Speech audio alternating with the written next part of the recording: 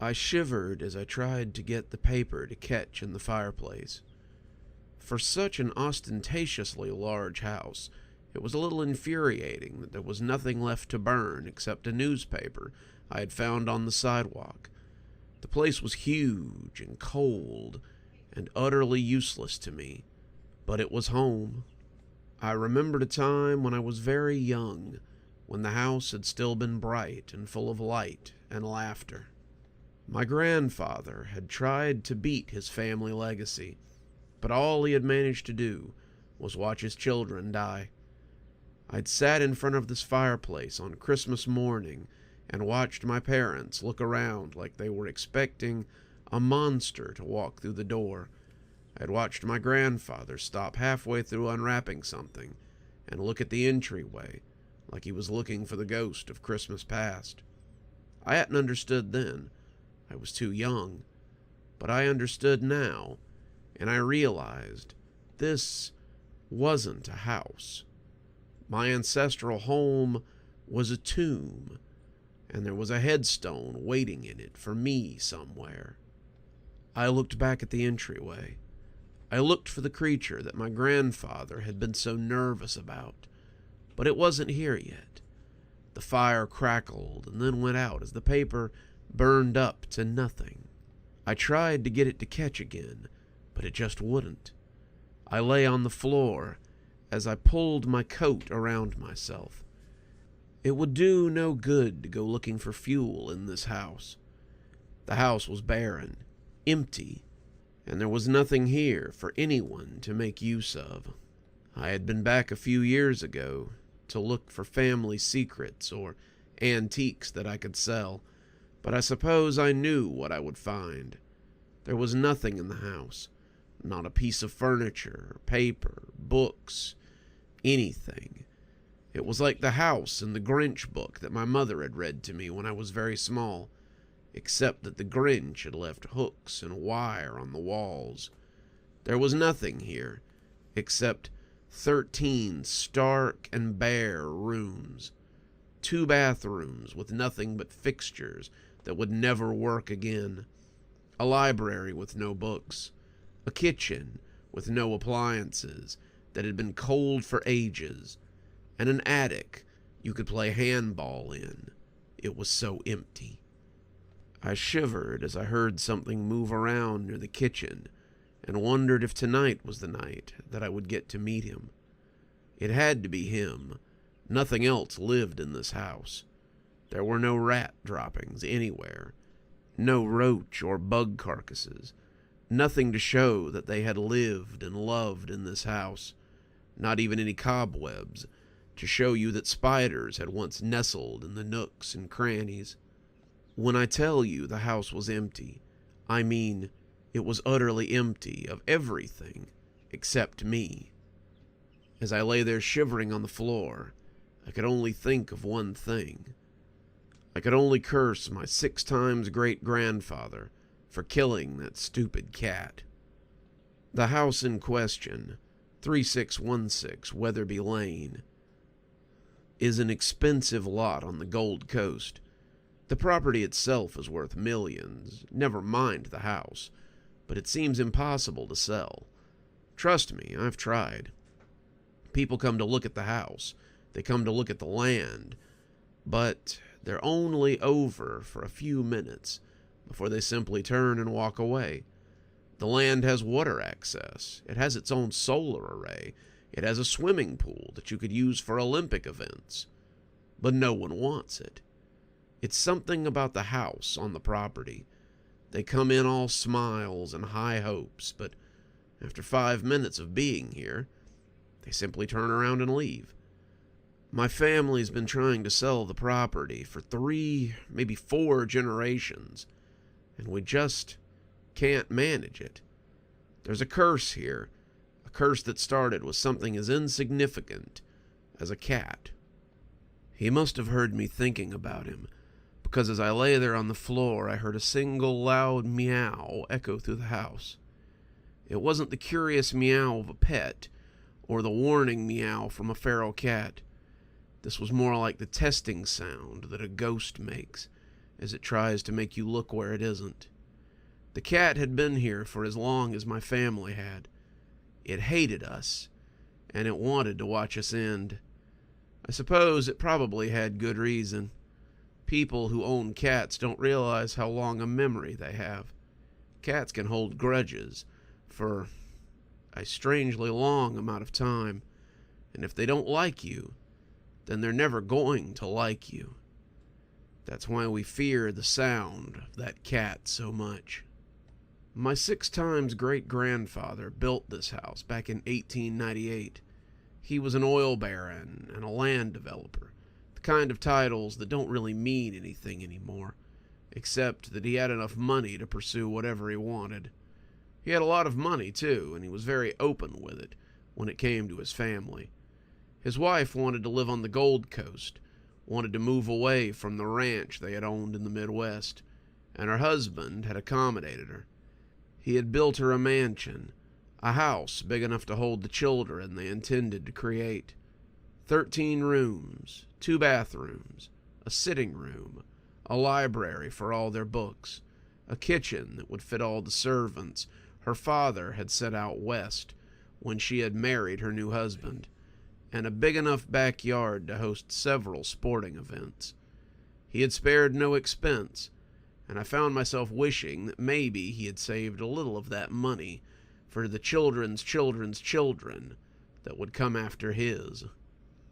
The old cat had started coming around even before the house was fully built. He was an old black Tom that lived on the property, and the workmen had fed him and played with him in between shifts building the house that would become my family home. The servants had fed him after the house was built, but the property, it seems, had been his first. He strolled languidly across the lawn, tipping his hat to my 6 times great-grandfather as he passed, and magnanimously allowing him to put his house on his land. My grandsire didn't seem to mind the cat. He didn't feed it, or pet it, or name it, but he seemed to accept that the cat lived there as well, and the two were more than happy to live together in peace. The peace, however, was broken by my 5 times great-uncle, a man named Hadley. Hadley was, by all accounts, a mean and insufferable child. He was the oldest, and his upbringing had left him with certain expectations of life. He saw no reason why he shouldn't be allowed to do whatever he wanted, whenever he wanted, and his father indulged him constantly. This would be his heir, after all, and the boy would never know poverty with the amount of money his father had access to.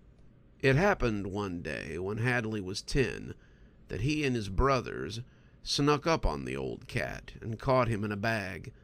They ran out with him as the cat yelled and spit, but it wasn't until they threw him in the nearby lake that things escalated. The cat barely made it out alive, the wet sack clinging to it. But from that day on, he despised Hadley and his brothers. It began as nothing more than a scratch. My uncle was walking to the front gate so he could meet some friends. One of his friends was going to bring a horse, so the 3 of them could ride into town and get up to more than simple hijinks. Reports were vague on what exactly he planned to do, but when something scratched his ankle, his plans were the farthest thing from his mind. It's said that the scratch wasn't very deep, little more than a paper cut, and the Black Tom had run away far faster than my 5 times great-uncle could catch him. It bled a little, but he thought very little of it. He meant to meet his friends, and he did go into town, but he had to cut his visit short when he began to feel poorly. It's said that the fever came on quickly, and by the time he got back, he could no longer sit his horse. His father attempted all manner of cures, both common and extravagant, but he just wasted away as they sat and watched. The cut was the source of the infection, and it was likely what today would be known as cat scratch fever. Before you ask, I thought it was just a song by Ted Nugent as well, but apparently it's a little bit more serious than that. It was said that the Black Tom sat on the outside rail of the window and watched over my uncle until he breathed his last, and then he began to systematically hit his brothers as well. My 5 times great-grandmother, the one who would unknowingly be the source of my birth, was just a baby then, barely 6 months old, but the cat scratched each of the sons in turn and left them in a similar state. By the beginning of 1906, all the males in my 6 times great-grandfather's line were dead, and he was left with only a daughter, a wife, and a cursed cat. It is said that that is when he truly cursed himself. In a rage, he found the cat napping in the sun and kicked it to death. It said he kicked the cat so there was so little of it left that it might have been a covering for his little finger. He had the servants collect up the scraps and throw everything into the lake. He must have felt that the punishment fit the crime, the death of 5 sons for the cat's own life. But that wasn't the last he saw of the cat. The cat was there when my grandsire died. He was riding a horse across the property when the cat ran out and spooked it. It went over top of him, killing my grandsire and the horse in one fell swoop. They took him to the house, trying to save his life, but he lived only long enough to tell them one thing. He lived long enough to tell them that he had seen the Black Tom, and then he died, writhing in pain in his marital bed. That was the start of it, but it was far from the end. I heard another of those long and spooky meows from somewhere in the house. I pulled my coat tighter around myself, shuddering and wishing it would go away. I had never done anything to this cat. I've never even met it, but still it haunted my family line, and likely would until my death. It never hurt any of the women in my family line. Some people would say it had no anger towards them because they had never done it wrong, but I've come to believe that it's only a continuation of the curse. If it kills the women, then who will bear more males for the cat to kill? No matter how far away they are, or how successful they become, the cat always gets them, and always finds some way to bring them home before the end. I likely don't have time to tell you all of them, but some of the highlights were my 4 times great-grandfather being killed by a fall down the steps of this fair house. Then there was my 4 times great-uncle who fell off a ladder while attempting to pick a flower from the top of a tree for a woman he fancied. There was my 3 times great-uncle who drowned in a lake up in Canada, and my 2 times great-uncle who fell off a boat in a whole other country. You might say that none of these seem like the sort of things that a cat would do, but that's the only underlying similarity. In all cases, they all lived long enough to tell somebody that they had seen the Black Tom an instant before their accident. My 4 times great-grandfather who slipped down the stairs raved for 5 days about how he had tripped over the cat as it ran between the banisters. The 3 times great-uncle whispered about a cat through his broken ribs as he lay dying in his sickbed. The uncle who drowned, he shouted with his final breath that he could see the cat watching him from the shoreline. And the one who fell off the boat, he shouted to those as they tried to save him to throw the cat overboard because it had nudged him over the rail. My family line is full of such stories, but I think the saddest is that of my own grandfather. Grandpa had been one of the best of my family. I've told you that everyone seemed to lose their fortune or have some kind of terrible accident, but Grandpa seemed to be the exception. He had lived for nearly 65 years, and he attributed his long and uneventful life to being generous and magnanimous. He had taken the money that he had inherited when his own father had died and put it into small businesses and charities. Grandpa had a string of non-profits and charitable businesses, and all of them seemed to center around cats somehow. Grandpa made donations to pet shelters and businesses that centered around felines. I think he was hoping to get in the good graces of whatever spirit lived to torment our family, and it seemed to work. Grandpa's business holdings flourished. Our family was large and healthy, and nothing else ever seemed to follow him. He seemed immune to the usual old man diseases, things like Alzheimer's or cancer, and he was always very generous with his family as well. He died when I was 16, and I'm sure he knew better than to think that he had gotten away from the curse when he did. Grandpa's favorite time of the year was Christmas. You could always count on lots of presents and lots of good times spent with family in the old family home. It was something I looked forward to as a child, despite the fact that it seemed like everyone was always nervous whenever we gathered together. Like I said, they always seemed to be looking for the cat to come in so that the curse could be renewed. They had told me the histories, but I didn't believe in it, and neither did many of my cousins. We had had successes and good luck for nearly 3 generations, and it was something we intended to keep doing. My parents had sent me to a boarding school, something they seemed to think would make me wise and capable of great things when I got older. To me, it just seemed like an excuse to get me out of Chicago and send me away just in case the curse wasn't done with us. I can't really complain. The boarding school I went to in the UK was nice, and I learned a lot of things. I was on my way back for Christmas when my flight got delayed. I'd talked to everybody there, but all of them agreed that I'd just have to wait it out. I was devastated. I knew I was going to miss Christmas, and no matter how many times I called my family, I couldn't seem to get anyone to answer. That was odd, but not unexpected. They were likely all busy, or the house was too noisy for anyone to hear me. I would get a hold of them as soon as I got back to the States, and we would touch base, and this was something we would laugh about next year. There wasn't going to be a next year, though. I got home to discover that there had been a fire in the living room while everyone sat around enjoying Christmas.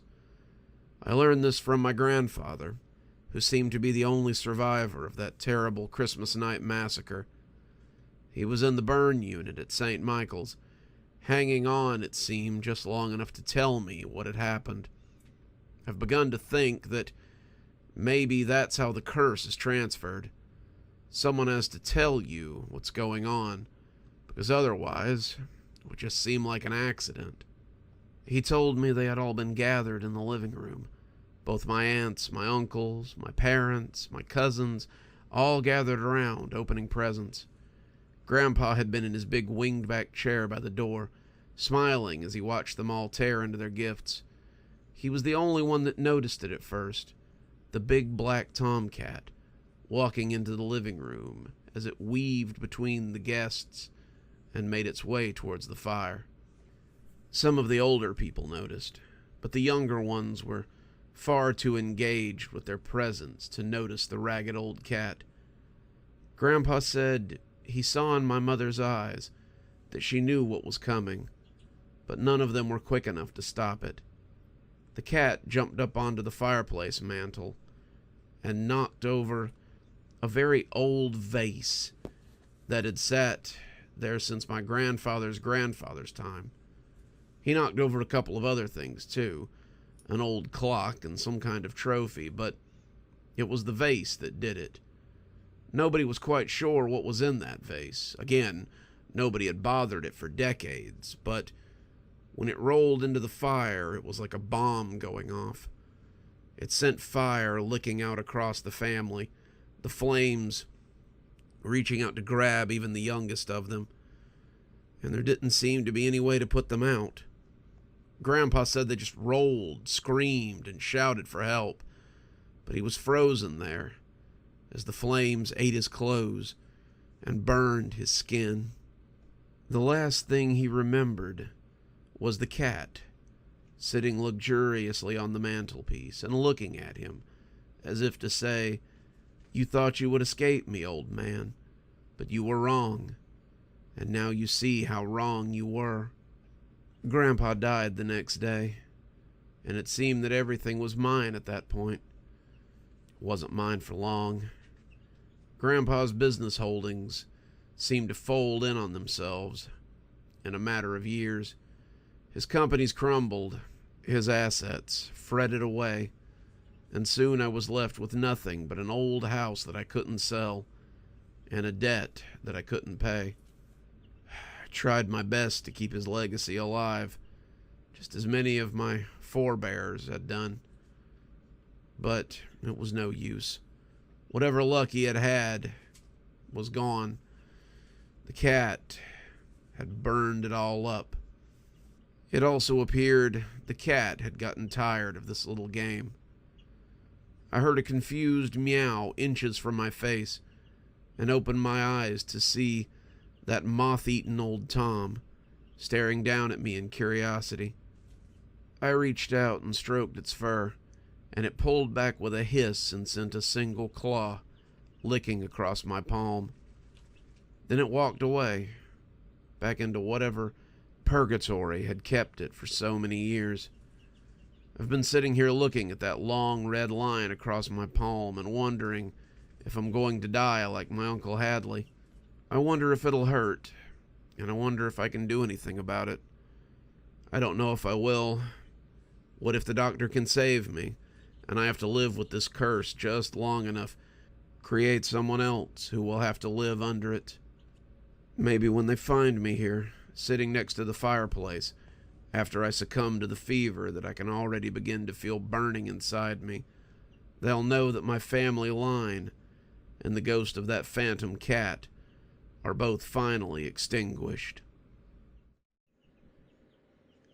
I had been driving for hours, about 37 of them to be exact, when I saw the sign for the side-of-the-road motel coming up out of the desert like an oasis. I had been laid off from my factory job in California, and when my father had wired me some money for a plane ticket so I could come back to Tennessee, I had decided to rent a car and drive instead. I had flown the first time, but I'd slept most of the flight and hadn't really looked out the window or gotten to experience anything on the way there. The 3 years that I'd been in San Diego had been fun, but I'd mostly just gone to work and gone to bed when I wasn't buying groceries or going out for drinks after work. I had never really had much of a life, telling myself that maybe I would experience something the year after next. And now, it seemed like I had a grand adventure on my hands. I stopped at every little tourist trap along the way, giving myself plenty of time to get to Tennessee so that I could see whatever I wanted. I'd stayed in Vegas for 3 days, wanting to stay more, but making myself get back on the road. And as I'd driven into the desert, I'd felt like something was waiting up ahead for me. Not like my dad was waiting for me or anything, which he was, but more like there was something holding its breath to see if I would find them out in the desert.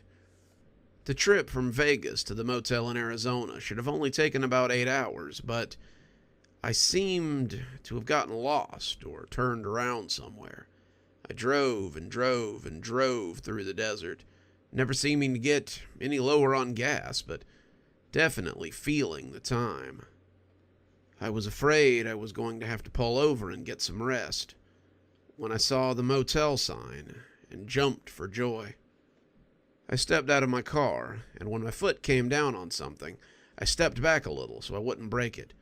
I figured it was trash or maybe someone's glasses or something, but it was a cell phone. Not one of the cheap giveaway phones, but it wasn't one of the newest smartphones either. It was a middle-of-the-road iPhone from about 5 years ago, and when I pulled my foot back, the screen blinked weakly before going back into low battery mode. I picked it up, thinking that I might turn it in at the desk and see if someone had lost it. I've always been something of a good Samaritan, and I figured somebody might be glad to have it back.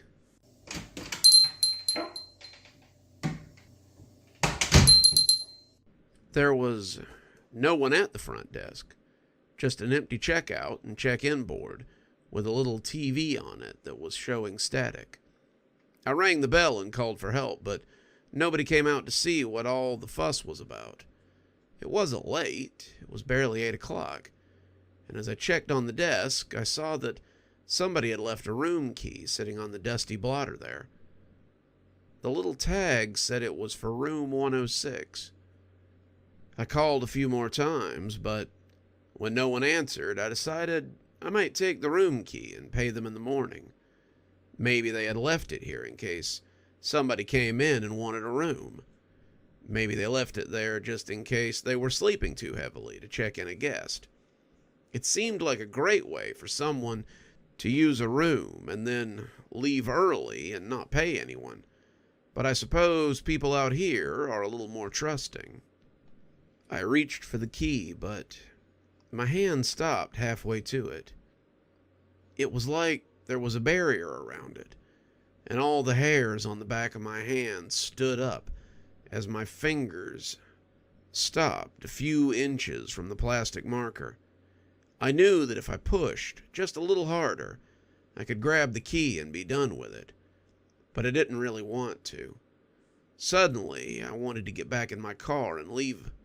Suddenly, I wanted to be anywhere but here. Call it intuition or superstition or whatever you want, but I pulled my hand back and decided to try my luck at the next motel instead.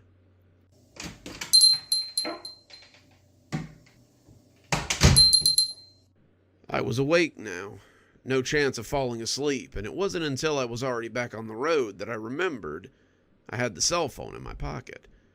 I pulled it out, holding it up so I could focus on the road and the phone at the same time, and unlocked it with a flick. Whoever had owned it hadn't set up any of the features that you usually found, like fingerprinting or passcodes, and I was hoping to maybe find a contact list inside, so I could mail it to them, or at least let them know. Every contact I tried to call told me it was out of service, or it was out of working order. And when I tried to dial them on my cell phone, I got the same message. I must be in the dead zone, I thought as I scrolled back to the home screen. I saw something then. It was a video file, and it had its own little collection inside an app. I clicked on it and found that it was 7 videos altogether, each of them titled Room 106. That was weird. I'd never seen files organized on a phone like that, but I decided to click on the first one and see if maybe it would give me some clue as to who I could bring the phone back to. The video opened with someone pulling up to the same motel I had come to at dusk. They were talking about how they'd been driving for ages, and they were glad to have finally found a place to lay their head. I'm only making this video because I've had the weirdest sense of deja vu, and I just want some kind of evidence in case something happens. I could swear I've been in this motel before. I felt that way ever since I saw the sign, and as empty as it is, I don't want to get trafficked by the cartel or something and not have somebody know that I was ever here. My name's David Lancaster. My birthday is 2/3/89. And I swear I've been driving between Vegas and Arizona for a couple of days now. Maybe this is some X-Files shit or something, I don't know, but I swear to you, I've been to this motel before, even though I've never seen it in my life.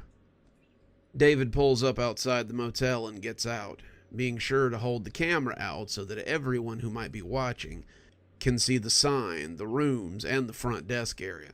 You can hear gravel crunch under his feet as he walks towards the desk, pushing open the door and looking around.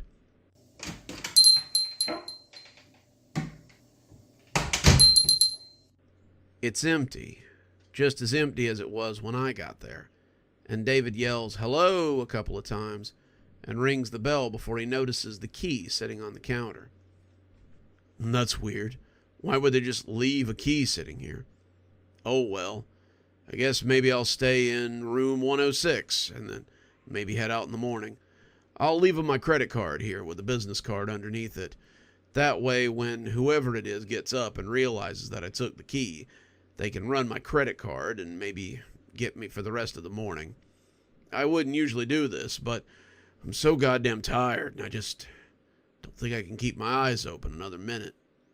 David takes the key and heads past a couple of doors before he finds room 106. We see him go into the room, and by the way he's holding the camera, I start to think that he does this pretty often. He looks like a guy who vlogs while he travels, and the video is smooth and less jerky than expected. Room 106 is pretty standard. It's got a single bed, a sink with a microwave next to it, a bathroom with a shower and a toilet, and a TV sitting on top of a chest of drawers. It's the kind of hotel room that you could find at any side of the road lodging, and David comments that it looks cozy. He flips on the lights and discovers it's this weird mood lighting that makes the whole place kind of look like a fish tank. He goes to the sink and washes his hands, setting the phone up so that it'll see him while he washes, but he keeps looking back into the mirror as if he can see something moving. David seems paranoid, and I wonder how much fun he had in Vegas exactly. Finally, he dries his face and goes to the door as he puts the chain up and makes sure that it's locked. Think I'll take a shower. I don't want any of you guys peeking at me, so maybe I'll leave it facing the door so you guys can keep a lookout for me. I saw him set the phone up on the wash basin, and after a few minutes, I heard the shower start running as he cleaned himself. I had set the phone into a little cradle that I would have usually used for my GPS, and between flicking my eyes back towards the road, I watched the room as the shower ran. As I watched, the chain began to take itself off the door, slowly but deliberately. It was as if someone had hooked fishing line to it, and they were pulling it out of its slot until it came to rest against the wood. Then the lock on the door slowly turned as if fingers fumbled at it. Once the locks were disengaged, the door creaked open slowly as something dark and sinister crouched in the threshold. It moved into the room like a throbbing miasma, and the closer it got, the more static appeared on the video. It got closer and closer until there was nothing but fuzz amongst the static. I could hear someone scream, and then suddenly I was looking through the front windshield of a car as someone pulled up to the motel. I'm only making this video because I've had the weirdest sense of deja vu, and I just want some kind of evidence in case something happens. I could swear I've been to this motel before. I felt that way ever since I saw the sign, and as empty as it is, I don't want to get trafficked by the cartel or something and not have somebody know I was ever here. My name is David Lancaster. My birthday is 3/89/2, and I swear I've been driving between Vegas and Arizona for a couple of days now. Maybe this is some X-Files shit. I don't know. But I swear to you, I've been to this hotel before, even though I've never seen it in my life. I had to look at the video timestamp to make sure it hadn't simply repeated itself. A quick tap showed me it was still about 45 minutes in. Whatever they'd been shooting had continued on, but time had somehow looped. He was pulling up to the motel again, and the sun was just beginning to set behind it, just as it had been in the original video. I watched as he got out, walked up to the front desk, saw the key, and talked about how he was going to leave his credit card and his information behind. He went to room 106, still commenting on how creepy it felt here, and locked the chain and the bolt behind him before going to the sink and washing his face. He set the phone down a little differently this time, not really setting it where you could see him, but setting it to where we could see the back of the room. That was the only reason I saw what was making him so paranoid. It was this odd little static blip, these blink and miss it kind of moments, but it appeared that something was moving in the space behind him. It wasn't something I could catch. Trust me, I tried to pause the video a few times to catch it in frame, but it was definitely human-shaped, or at least human-adjacent. It flickered in the corners of the room, and I could swear a few times that it was by the ceiling before he turned around and it seemed to stop. Kinda want a shower, but I'm so tired. Maybe I'll take one in the morning before I head out. He set the phone down on the nightstand, seeming to forget that he was recording at all, and as it looked at the ceiling, I saw the lights dim and heard the unmistakable sound of someone breathing as they burrowed down under the cheap motel covers. He got comfortable, and as he began to snore, I heard the same sound I'd heard while he was in the shower. Chains creaked menacingly as they were drug across the block, and then the bolts snapped like dry fingers as someone popped it open. I didn't see what got him, but as the darkness enveloped the lens of the camera, it snapped back again, and suddenly I was right there before dusk, watching him pull into the motel yet again. I'm only video because I've had the weirdest deja vu, and I want some kind of evidence in case something happens. I could swear I've been in this motel before. I don't want to get trafficked by the cartel or something, and I swear I've been here before. My name is David Landbaster. My name is 98932, and I swear I've been driving between Arizona and Vegas for a couple of days now. X-Files shit, I don't know. But I swear to you, I've been to this hotel before, even though I've never lifed before in my scene. I was having trouble focusing on the road now because the video was just so damn weird. Surely this couldn't have actually happened to somebody.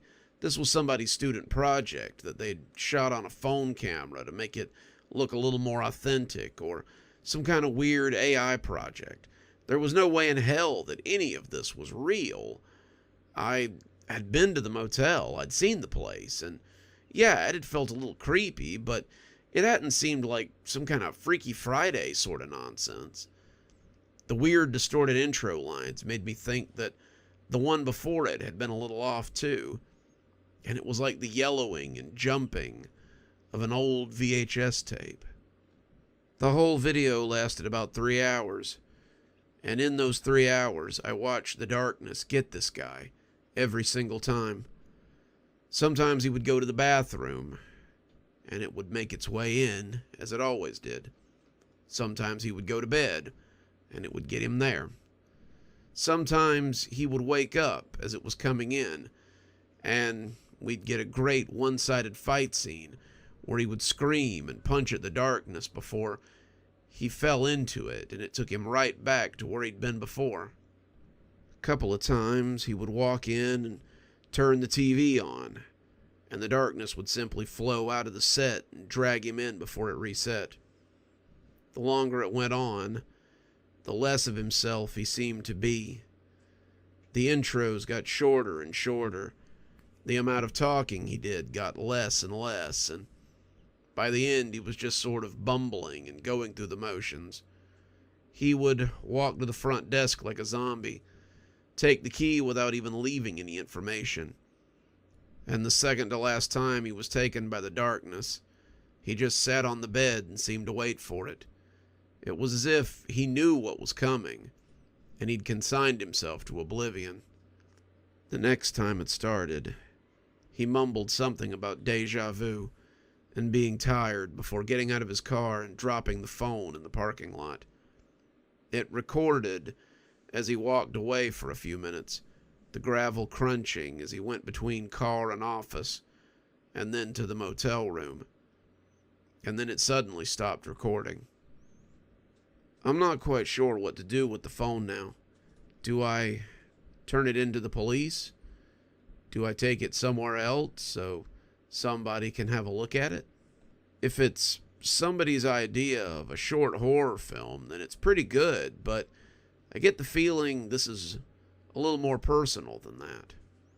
There are 12 rooms at the motel, and I wonder how many people are stuck in a loop like this in one of them.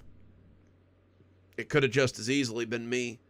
The key was there, an open invitation, and I'm lucky that I'd gotten that prickly feeling and walked away instead. I found the motel I was looking for about 2 hours later, but it's the damnedest thing. I was sure I'd been driving for days, but the calendar on my phone says I left Vegas about 3 hours ago. My gas gauge says I haven't gone farther than about 200 miles, and I'm not sure what happened as I drove through the Nevada desert. The motel I stopped at was nice. The man behind the counter was polite and got me set up for the night so that I could get some rest. But as I lay here in my motel bed, I can't stop thinking about that weird phone. What's more, I can't stop thinking about that weird motel either. The one that I was almost a victim of. As little as I want to. Maybe one day I'll find myself there again and find out what lies behind the door in room 106 for myself. It was my own fault. I'd been overdoing it lately. I'm not as young as I used to be, and when I got the cold, I thought it was nothing more than a little tickle in the back of my throat. We were trying to make deadlines, and I knew I had to keep working through it if I wanted my team to do their very best. Before I knew it, I was hacking and coughing and nearly too weak to stand. I tried to power through it, but when I collapsed right before the big pitch meeting, someone took me to the hospital, and they discovered that I'd done myself a mischief. The doctor told me that I had pneumonia in both lungs. I told him that was fine, that he could put me on steroids and I'd be back on my feet in a couple of weeks. He told me it wasn't that simple. I'd had pneumonia for about a month and a half, and I'd damaged my lungs in a way where the pneumonia had become persistent pneumonia. At least it would if I tried to push it any harder. He recommended at least 3 months of bed rest and taking it extremely easy in the meantime. I don't want you to leave the house or so much as do your own grocery shopping. I want you to stay with someone who's going to be able to provide you with round-the-clock care. Do you have someone like that? Luckily, I did have someone like that. My son Dwayne was my youngest, and he owned a small but very neat home. He'd made a lot of money selling some kind of new currency, and now he worked part-time from home doing data analysis. We had always been very close, and I knew all I had to do was call him and he would agree right away. I didn't even have to finish the statement before he was telling me to come and stay in his guest bedroom for as long as I needed to. I was ecstatic. It would be a nice change to see my baby every single day of the week. The doctor agreed and sent along a very specific set of instructions for my son. They wouldn't even let me drive over there. Dwayne came and picked me up that same day and practically carried me inside so that he could put me to bed and feed me a bowl of chicken noodle soup. Just like when I was a kid, he said with a grin. You always used to feed me chicken noodle soup and Gatorade and tell me I had to stay in bed if I wanted to feel better. He's such a thoughtful boy. I spent about a week getting used to his house and acclimating to the idea that I wasn't going to be able to work for the foreseeable future. It really made me realize that work was my whole life. All I ever did was work for that company that had landed me in the hospital. Couldn't even really blame the company. I'd worked myself nearly to death and made me think that it might be time to focus less on work and more on my own health. I wasn't getting any younger, and my body couldn't go on like that forever. One of the things that was hard to acclimate to was the strange noises that I heard inside my son's house. My son owned a duplex in the Midtown area. It was nice. 2 bedrooms, a den that he used as an office, a big living room, and a guest bathroom to go along with the master bathroom off his room. He kept it so neat as well. I couldn't imagine anything living in the walls that would make that kind of noise. It was weird, a scratching noise. It sounded like rats when they're digging their claws against things, and it woke me up the first night I lay there and listened to it. It made my skin crawl. How could a house this immaculately clean have rats in it? I didn't understand, but as I lay there, I figured I would talk to Dwayne about it in the morning. I finally managed to settle in and go to sleep, but I dreamed about rats scratching their way through the ceiling and coming after me until the light finally came and dispersed all my bad dreams. I told Dwayne about the noises over breakfast, and he looked confused when I brought it up. Rats? Mom, I don't have rats. You must be imagining things. No, I know I heard rats in the ceiling. They're so loud, Dwayne, and I dreamed that they were going to come right through the ceiling and get me. It must be the medication, Mom. I've never heard any noise whatsoever.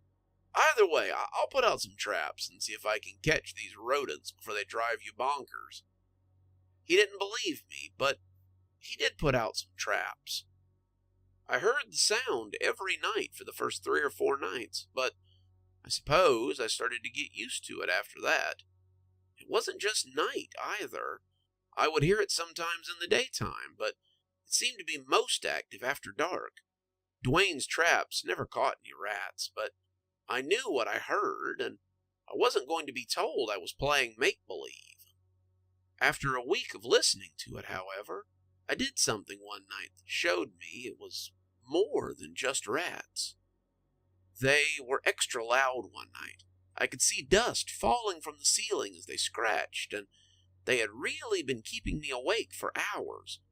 I had tossed and turned as the artificial snow came down, and finally I had enough. I sat up in bed and looked at the ceiling as I shouted for them to quiet down and go away. I know how silly that sounds, but I was frustrated, and I wanted the scratching to stop. The scratching sound stopped, and that was when I heard it for the first time. Hello? The voice was soft and muffled, and seemed to be coming from the same area where the rats had been scratching. It was low, like someone was trying not to be heard, and I had to strain to hear it. Hello? Is someone there? Please, won't you help me? I need help. Won't you please help me? I didn't know what to make of it. It certainly wasn't rats. Rats don't talk. I didn't respond. I just lay there as the voice asked for help a few more times before quieting down. The scratching started again then, and I now believe that it might not be rats, and might be something a lot worse. I wasn't sure how it could be so. Dwayne's house was practically brand new, but it looked as though he might have a ghost. Now, I don't believe every time somebody tells me they've seen a ghost or anything. I'm as skeptical as the next person, but when you have an experience like that, it's hard to tell yourself that it's just your imagination. My imagination's pretty good, but it's never scratched at the ceiling hard enough to send plaster dust down and begged me for help. It definitely wasn't a dream. At least I hoped it wasn't, but it was possible that maybe I was going a little stir crazy. I've spent 10 days in bed, only getting up to use the bathroom, and with my active lifestyle, that was enough to drive anybody crazy. Still, couldn't get it out of my head that maybe someone was trying to communicate from the other side. What was the alternative? Was someone trapped in the ceiling of my son's duplex? That was absurd, and I put it out of my mind almost at once. I didn't tell my son about the voices. For starters, I thought he would laugh at me and tell me that I was being silly again. I love my son deeply, as any mother would, and I was afraid that he would shake his head and think that his old mother was hearing voices, and maybe it was time to have her committed. Close second was that I really believed I might be beginning to lose my mind. The medication they had me on kept me loopy and more than a little unsteady. I was afraid that the meds, mixed with my usual analytical mind, being stuck in a bed 24 hours a day, would create an environment for insanity. After that night, the noise above me began to become more frantic. It always spoke to me after dark. It seemed to wait for my son to turn in or to be gone before it tried to get my attention. I heard it during the day, but it was less frequent.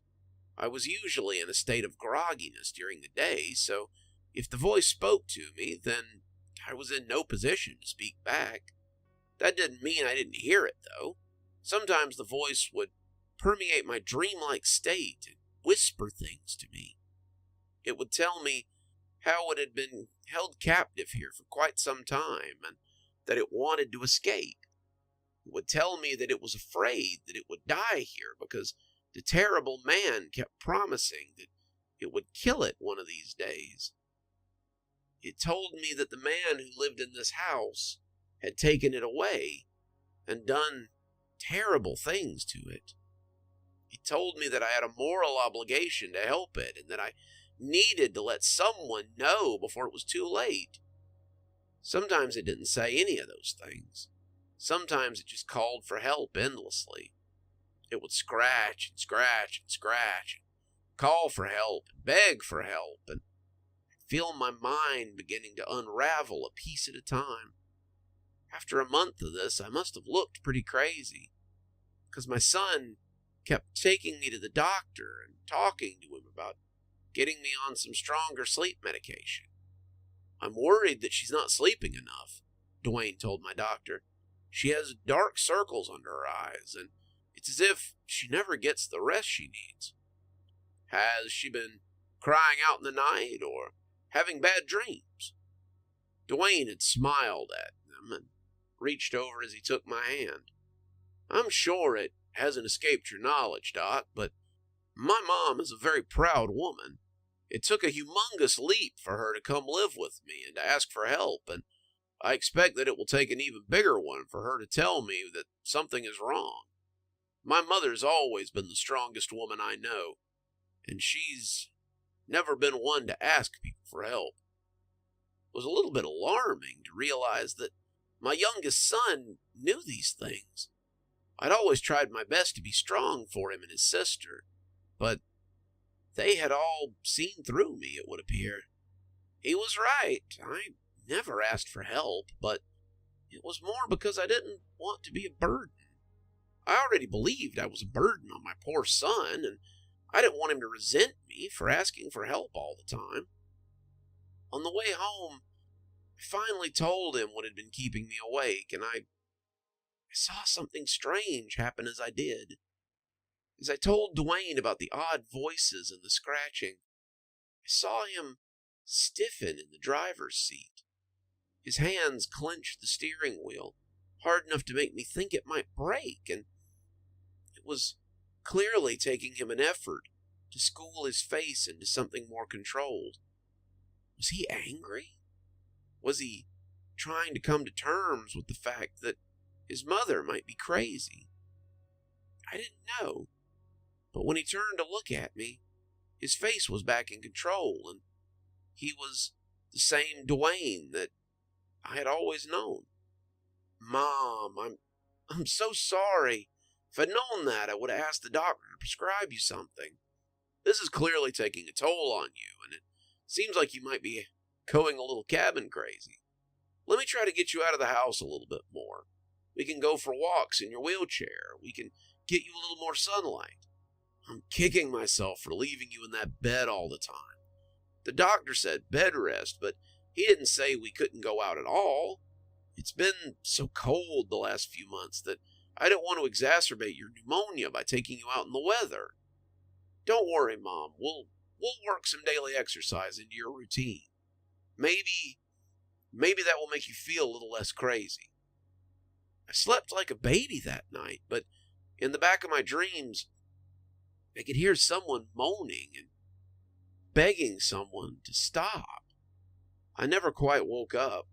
Whatever my son had cooked for dinner had been heavy enough that it made me sleepy, but I picked up the small noises from the house as I dreamed. In my dreams, Duane and I were having a picnic in the park, like we used to when he was a kid. But just out of sight, I could hear someone begging someone else to stop as they hurt them. I looked at Duane as he sat eating a sandwich and watching a couple of girls play frisbee, and if he heard it, he seemed not to notice. Duane was as good as his word. He took me out for walks in the morning and in the afternoon, pushing my wheelchair and making sure that I was warm enough so that my pneumonia didn't come back worse. He would come home and make me comfortable and then get back to work as I read or watched TV or just existed. I started to notice his daily routine a little more after that. He would work every morning from 8:30 to 11:30. Then he would have lunch, and then he would simply disappear from 1:30 to 3:30. He said he was going out to run errands, but I'm pretty sure I never heard the front door close, and once I thought I saw him in the hallway. At 3:30, he would come home, and then we would go out and get a little more exercise. Then he would come back and cook dinner and start work again until 7:30, and then he would watch a little TV with me before I went to bed. I would become aware of him moving around after I went to bed sometimes, but mostly he was in bed by 9:30 and the house was quiet. Quiet except for the scratching and the soft cries for help. I don't remember them a lot after that. The new medication my doctor had put me on must have been pretty potent, but I could still hear them sometimes as they asked me for help and begged me to let them go. The scratching was weak and somehow light, like fingernails, or more like someone dragging a spoon across the ceiling. It was so infrequent, and I imagined that maybe the ghost was trying to pass on now. Maybe they were beginning to realize that they were dead, and it was time to move on. It all came to a head one night when I woke up to find that Duane was gone. It was about 9:30, and Duane had told me he was going out with friends. They were going to have some drinks and maybe do a little bar hopping, but he told me that he would be back by 11:30 at the latest. He gave me my meds and fed me dinner and told me that if I needed anything, I should call him. I knew that he didn't get to go out a lot. He was so busy, and he was so attentive to my needs that I wanted him to go have a good time.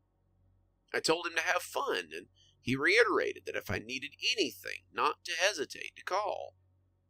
When I woke up and heard something in the hallway, my first instinct was to get up and see what was happening.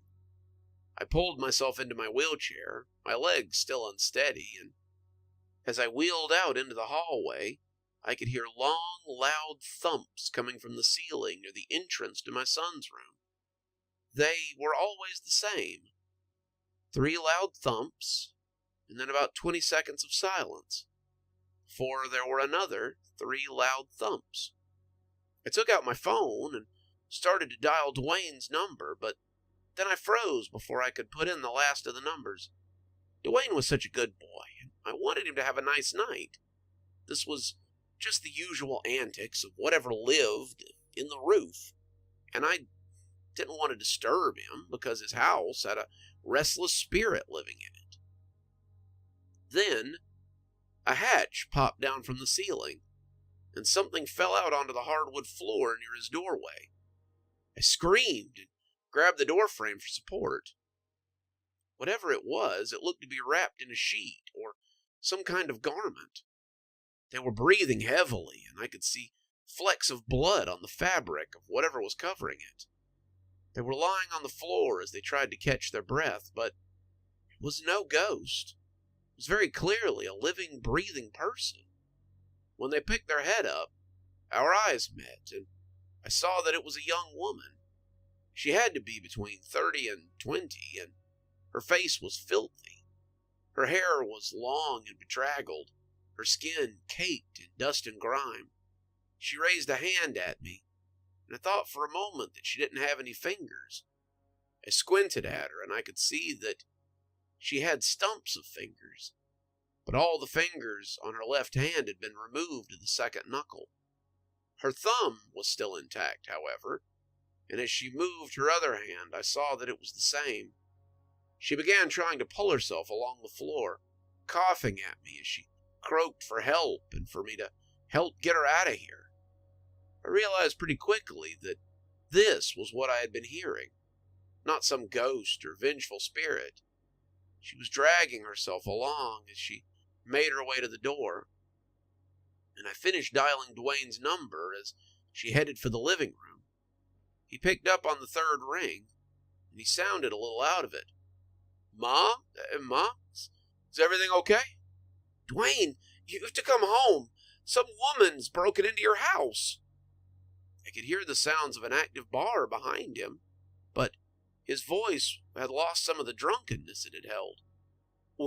What girl? What are you talking about, Mom? She came out of the ceiling. I heard something, and then she fell out of the ceiling. I think she's the girl I've been hearing for a while now, Dwayne. I'm going to call the police. You need to come home and speak with them. They're going to want to see the homeowner when... The phone suddenly went dead, and I worried that he might have collapsed. I called the police, and they came on the run. They generally do when you tell them that you're a 60-year-old woman in a house with a home invader.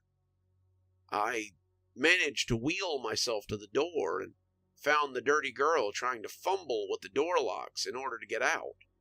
She was having a time of it without any fingers, and when she asked me to open it for her, I shook my head and told her that the cops were on the way.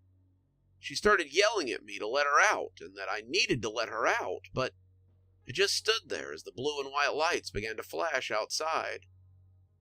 And an authoritative voice told me to open the door and move away. The police took the woman into custody and took my statement. They also had a look at the attic, a place I didn't even know existed, and discovered something I wasn't ready for.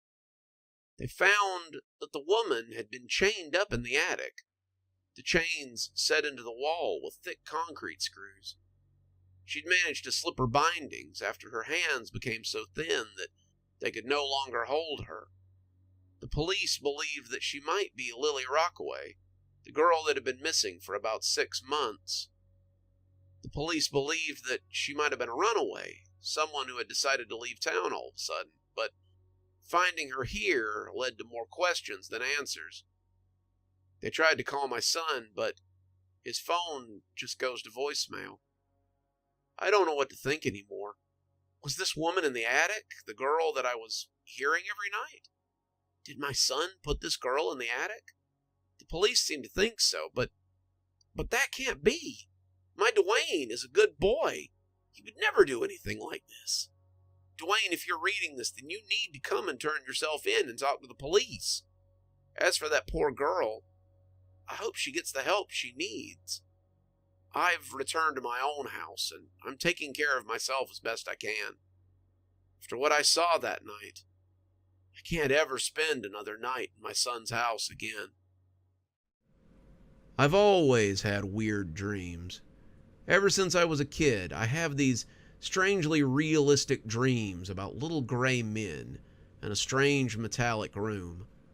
I know a lot of people claim to have these sorts of dreams, but I knew what aliens were before I even knew what they were. They'd been in my dreams for as long as I could remember, and after a while, you stop being terrified of them and become curious. It wasn't always the same dream, of course. I had other dreams. Everybody does. But every now and again, I would dream about the gray men in their metal room, and I would wake up the next morning shaking and screaming. They never hurt me. There were no dissections or weird probing, but the dream was always very invasive, and it made me feel as if I was being taken away and then put back again. As I grew up, I started doing research online to see if there were other people who dreamed about aliens or extraterrestrials or had weird dreams about metal ships and strange observation tables. It turned out there were quite a few people, a lot of people in fact, claimed to have seen gray men, and most of them assume that it's a repressed memory from being abducted. None of them believed me when I told them how early I'd been having the dreams. They said the aliens wouldn't have abducted me when I was an infant, and that almost never happened. I finally stopped telling people when the dreams had started because it was a lot fewer arguments. I had thought the dreams might be something that I would outgrow, but I never did. I would have them about the gray men at least once a week after the age of 15, and I would always wake up with my knees hugged to my chest as I tried to control my breathing. It was a terrible way to live, and I began to look at the dreams instead of looking at the content. Instead of studying the aliens, I started studying the nature of dreams. I would study things like lucid dreaming or methods of dream manipulation. I'd convinced myself that if I could somehow interact with the dream, then it would clear up what it was and it would make the dream stop. I didn't hold out a lot of hope, but I was still hopeful that the dreams would go away and I wouldn't have to deal with them anymore. I had a steady boyfriend at this point, a man I was planning to ask to move in with me, and was afraid that if he woke up to find me in that state once or twice or even 4 times a month, he might think there was something wrong with me and decide that he didn't want to be in this relationship anymore. I set about making the dreams stop because it seemed like the only way to have a normal life. I remember the first time I managed to manipulate the gray men dream. I was lying on the table as I usually was, and they were walking around me as they inserted tubes into my head. They had always done this, but I didn't know why. In the movies or in books, when the aliens abduct you, they always cut you up or take your blood or try to put things in you, but it was always just the tubes for me. One of them was pulling off the tubes, and when he looked down at me, he must have seen something he didn't like. He made a face, all the more horrific given the dimensions of his mouth, and he said something to the alien next to him. I expected it to be unintelligible, but I understood it. It was like he was speaking English, and it sounded completely natural. That's weird. Are we sure this one's out? Of course, why? Her eyes are just kind of open. Her mouth is moving. I don't think I've ever seen one do that before. Makes me think she might be awake, and we could get in a lot of trouble if she remembers us. Don't worry about it. They do that sometimes. They're just dreaming with their eyes open. I've seen it a few times. It's nothing to worry about. I kept mouthing at him, telling him to go away and to leave me alone, but I guess he couldn't understand me. He went back to what he was doing, and when the dream ended, I found myself in a fetal ball with my knees pulled against my chest as I rocked back and forth. It was a start. It was a start that I intended to keep going if it could help. For the next few weeks, I tried my best to interact with the dream. When I felt the gray man dream coming on, I would always tell myself that it was just a dream and that I needed to snap out of it. I would try to make myself get up. I would open my eyes. I would start to talk to myself. I would do all the things that would normally bring me back from the edge of a dream, but they never seemed to work. The techs ignored me after that and just went about their work as they were supposed to. I kept working on it, and eventually I managed to move a finger. It wasn't much, just the twitch of a finger, but it was progress, and I was proud of myself. By the end of the month, I could tap my fingers against the table, and a few of the aliens took notice of it as they went about whatever they were doing. They didn't comment on it. I suppose twitching was normal, but I knew what was going on. After the fingers, I started working on my hands and arms. I got to the point where I could lift my hand off the table, and then I could raise my elbow just a little. Then I could bring my hand up and grip my fingers in a quick strike that I was hoping would surprise them. I did this when none of them seemed to be around, trying not to play my hand too soon. And when I was ready, I finally made my move. It was a week before my 20th birthday, and I was ready to have the dreams gone as I entered my adult life. When one of them came around to put the tubes in my head, I brought my hand up and grabbed him. He flinched, clearly not expecting that. His skin was smooth and clammy, and I could feel the muscles beneath the rubbery flesh convulse spasmodically. I held on to him as he tried to pull back, turning my head as I whispered for him to go away and leave me alone. I told him this was my dream, and I didn't want him anywhere near it. And when the other aliens finally pulled my hand away, he looked at me as if he couldn't understand what he was seeing. They put the tubes into my head, and I woke up again in a shuddering, weeping mess. I was surprised by the results, but it didn't stop me. I did it again the next night when the dream came back. The dreams had been more frequent over the last few weeks, and I couldn't imagine that was a coincidence. I began grabbing the weird aliens and getting their attention, however I could. They started keeping their distance, started going the long way around the table, and I realized I needed to step up my game. When I finally managed to roll off the table and fall on the floor, it felt like my greatest achievement yet. The gray men scrambled to get me off the floor, and I shook and grabbed at them before they could get me reconnected to the tubes and back on the table. It felt like some kind of major accomplishment, at least until I managed to get up off the table. That was the night that everything changed. As the dream began, the gray men were nowhere to be found. They weren't in the room like they usually were, and instead they had left me by myself. I got up off the table and started walking around. I'd gotten pretty good at it. I'd had a lot of practice at breaking the dream, and when I saw a window near one of the tables, I went to have a look. It was overlooking the earth, about what I'd expected, but it all looked so real.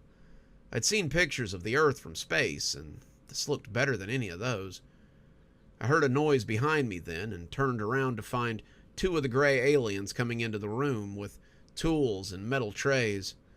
When they saw me, they started shouting, and one of them dropped his instruments as he ran towards me. I ran into the hallway and started making my way down the corridor outside my room. It was all shadowy, and the walls were matte black. As I went, I saw the other rooms had people in them too. They were laid out on tables, tubes connected to their heads, and it looked as if I wasn't the only one involved in whatever was going on. I must have lingered a little too long near one of the rooms because one of them tackled me, and before I could get my arms under me, he injected something into the side of my neck. I swam in blackness for a little while, and then I woke up as I had 100 times before. I was sitting in my bed with my arms around my knees, just hoping that the next time I went to sleep, I wouldn't have the same dream. I tried my best to stay awake that night. After the night before, I wasn't sure I ever wanted to see that place again. What had that been? What was going on in these dreams? Whatever it was, I didn't ever want to go to that place again. I drank coffee and energy drinks and tried to stay active so that I wouldn't go to sleep, but eventually, I just lost out. As my eyes got heavy and closed over themselves, I woke up to find myself in the same room I always woke up in. This time, however, there was an alien sitting on a stool nearby. It smiled oddly at me with its strangely proportioned mouth, and when it spoke, I thought it might be a woman. A female, one of their females? I couldn't be sure, but it sounded feminine. "I hear you've been causing quite a ruckus lately. Why don't you have a seat and let's talk? We should have talked a long time ago. I feel like you've been trying to reach out to us for some time now. Why don't you have a seat and we'll talk about it? I promise there won't be any tubes or tables tonight, and you can make your own decision once we're through." This was strange, not like the dream usually was at all. I let my feet slip over the edge of the table and looked at the alien woman as if I had never seen one of her kind before. She was naked, but they usually were. She didn't have any outward indicators of sex or gender, so I supposed this was their normal state of being. Her eyes were huge and black, and her little sprout of a nose was barely visible beneath them. Her mouth was small, but full of very human-looking teeth. When she smiled at me, I felt like maybe there wasn't any harm in it, and I settled in as she began to explain. We've been coming to your planet for a very long time now. We discovered your race, She seemed to think about it before answering. Over a millennium ago, I suppose. We were studying you at first. Your species was part of a galactic survey, but the more we watched you, the more we came to understand you. Do you know why humans dream? I told her I didn't. That it was something to do with rest, I thought, resting the mind and the body. But the alien smiled as she shook her head slowly. Your species does not dream naturally. You were once sleepless creatures. You lived short and violent lives, and the longer you were awake, the more violent you became. We were worried that your race might fizzle out, and then we began to look at your birth records, and we were pretty certain that even though your lives were short, they would continue. The problem was that many of our researchers were attacked by early humans.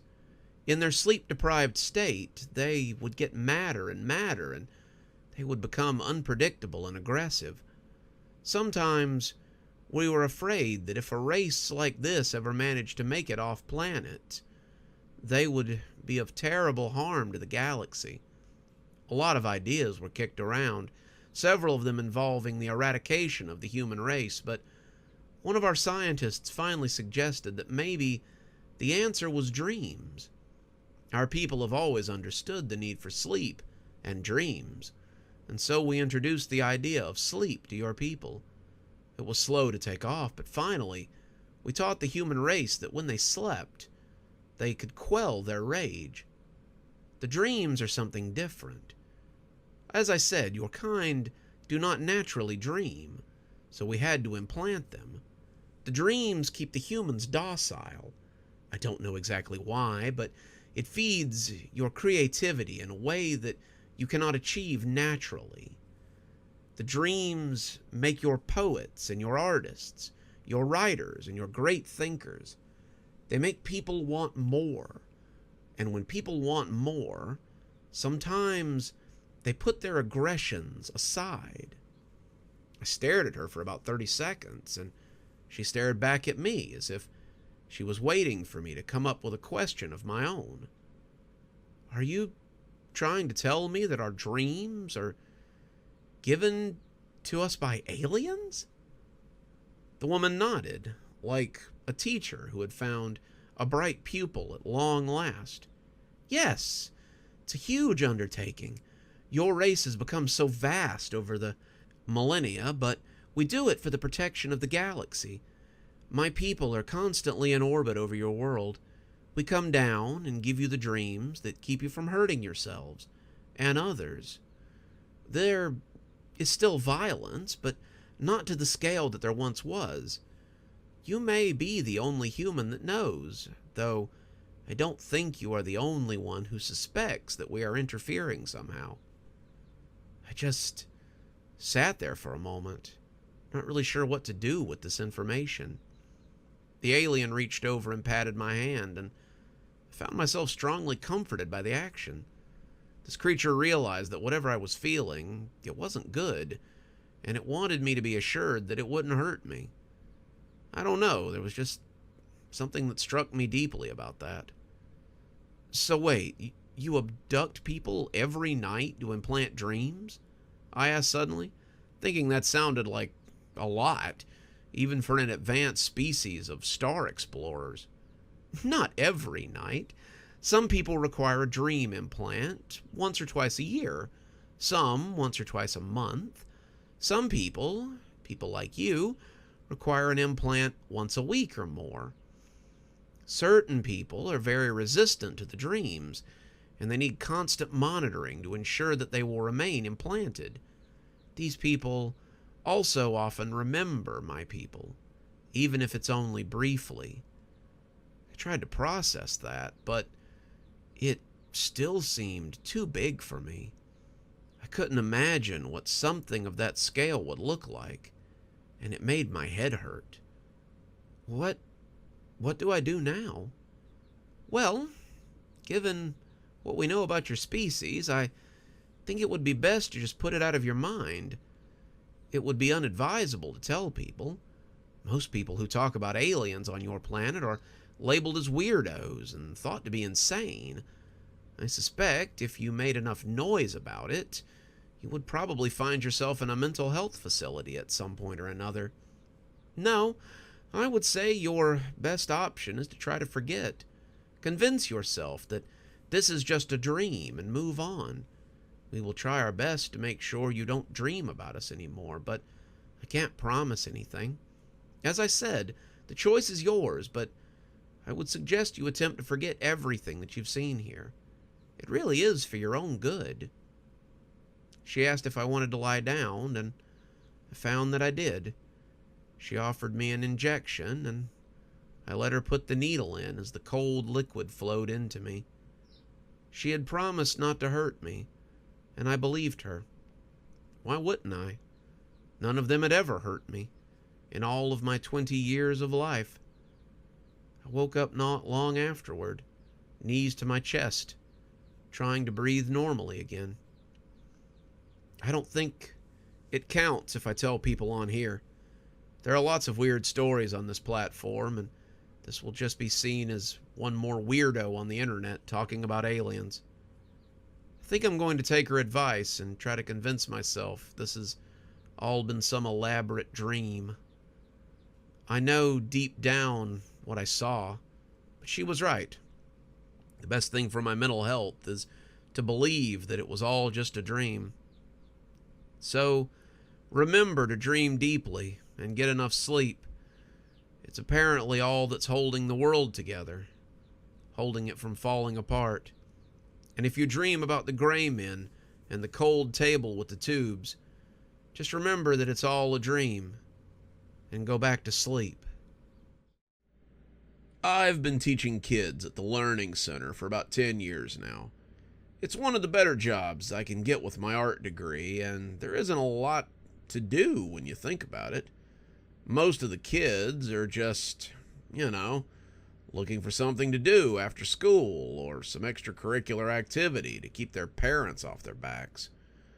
I mostly just critique kids' drawings and give them constructive criticism on what they might do a little better. It's about, 2 to 3 hours of work a day tops, and it's salary, so most of the time I get paid whether the course takes all day or no one shows up. This last class has been a little different, though. There's a kid in there who's made me think he might have more art talent than I can handle. He's about 12, and he sets his easel up at the back of the room every day, so he's not really visible, not really viewable by anyone unless they come around to the other side. We do a lot of free drawing and study hall type classes, but every now and again we do still lives and abstracts just to, test the kid's skill a little. Last week we were doing a still life of a bowl of fruit when I noticed exactly what he was drawing.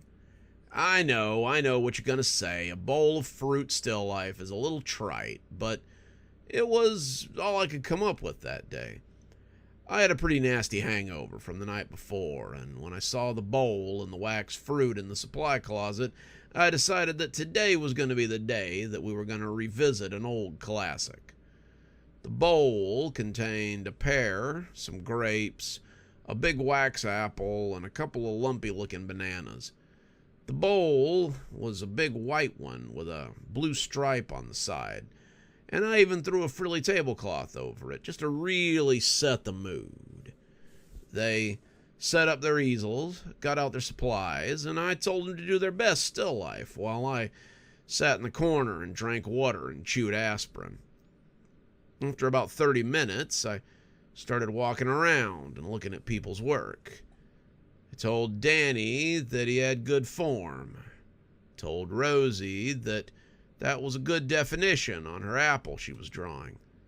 I told Connor that he needed to make his banana look less phallic, and his grin told me that he knew what he was doing. As I came to the end of the line, I finally came to the kid in question. We'll call him Tony, for anonymity's sake. Tony had not drawn a banana or an apple. He had not drawn a table or a bowl. He hadn't drawn any fruit of any kind. No, what Tony had drawn was a sidewalk and pavement next to it, and a handful of change scattered across the pavement. There was a little bit of a stain next to it, and it kind of looked like blood. There was a hand next to the stain, the fingers splayed out like they might be trying to grab something. And I looked at it for a moment as if trying to figure out what exactly Tony had been drawing. It's good, Tony, but what is it? Tony was quiet for a moment, and he seemed to be as surprised by what he had drawn as I was. He shrugged after a minute of looking at it and looked up at me as if he wasn't any surer than I was. It's what I painted. Right, but why did you paint it? Well, sometimes when I start to paint, my eyes go all weird, and I lose track of time. While I'm losing track of time, I paint without meaning to. I let my eyes go a little big, thinking that was a hell of a technique if I was being honest. And what is it that you paint while you're losing track of time? The future. Sometimes. Uh-huh, I said, not really believing him. Well, kid, the future hasn't happened yet, so how do you know that it's the future? Well, I don't always, but I do know that if I paint a picture for my mom, it sometimes comes true. The other kids were finishing up their pictures as the class started getting everything together, and I leaned down and asked Tony what kind of pictures he drew. I didn't really believe the kid was some kind of precognitive artist, but I was just interested enough to let him tell it. Maybe it was the hangover making my brain a little foggy. Maybe it was my lack of any real interest in still life, but I was suddenly curious enough to let this 12-year-old kid tell me all about his pictures. Well, okay, one day I drew a picture of a crashed-up car, and the next day she got into a car accident. Another time I drew a picture of a dog, even though we don't have a dog. And the next day a stray wandered into the yard, and we got to keep him until his owner called a week later.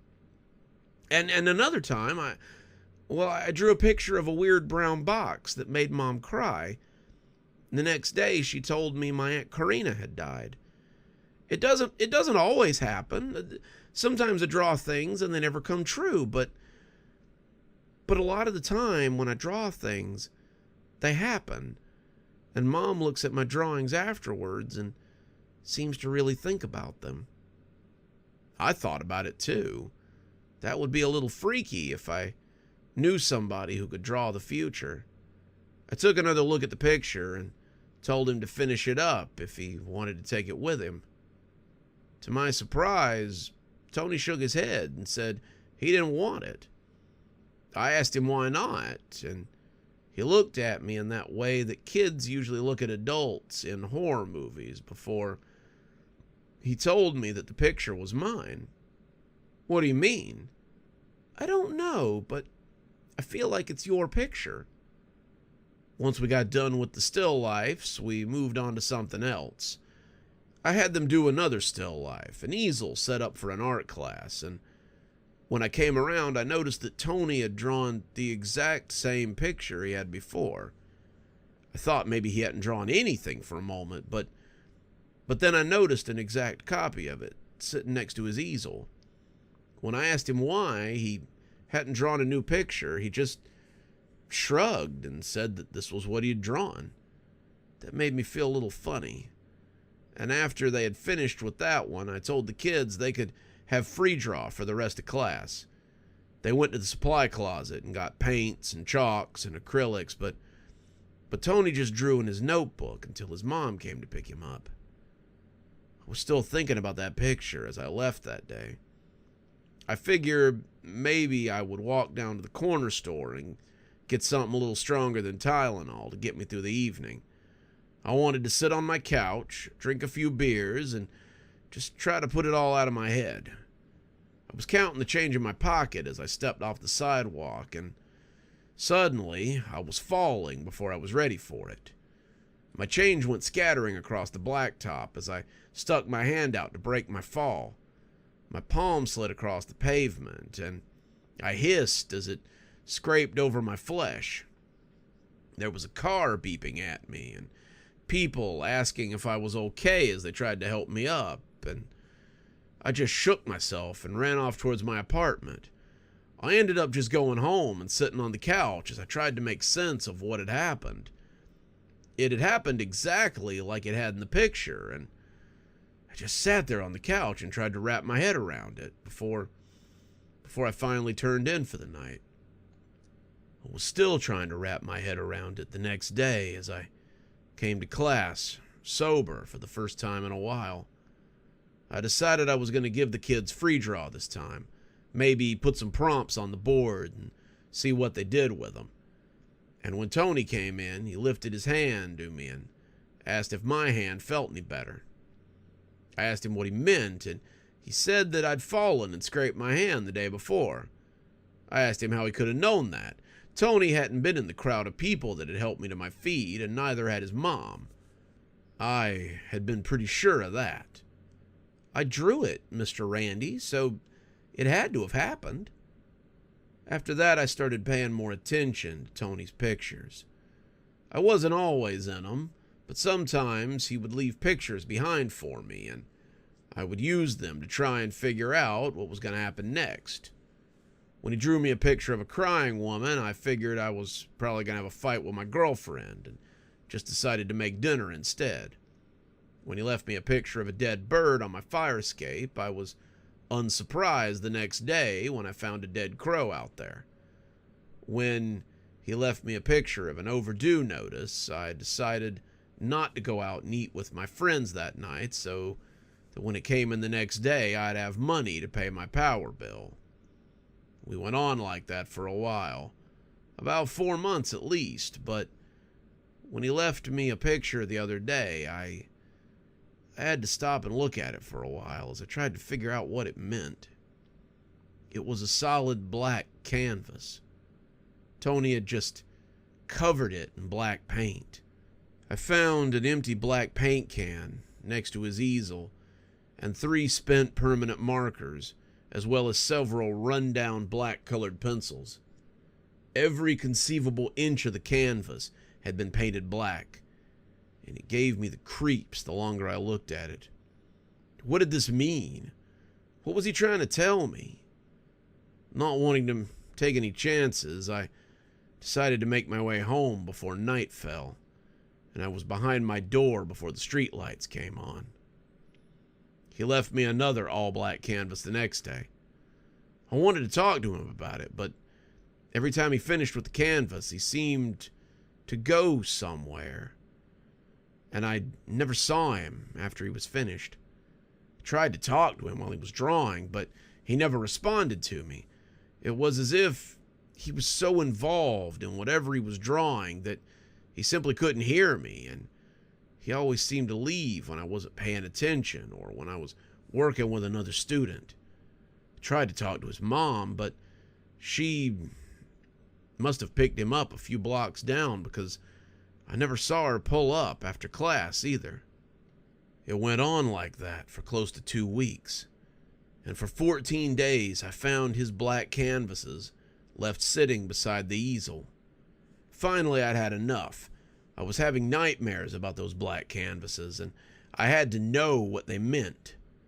The next day, I sent them to free drawing again, and before he could even open his notebook, I took it out of his hand and looked at him steadily. It was the first time I'd really gotten a close look at him while he wasn't under one of those fugue states he went into, and the kid looked terrified. He looked as if he was expecting something terrible to happen, and the dark circles under his eyes told me that he'd been missing sleep because of it. "What do the black canvases mean?" I said, keeping my voice low. He shook his head slowly at me, but I wasn't going to let him get off that easy. "What do the black canvases mean?" I asked a little louder, and I must have been heard because a couple of kids turned to look at me. "I don't know," Tony whispered.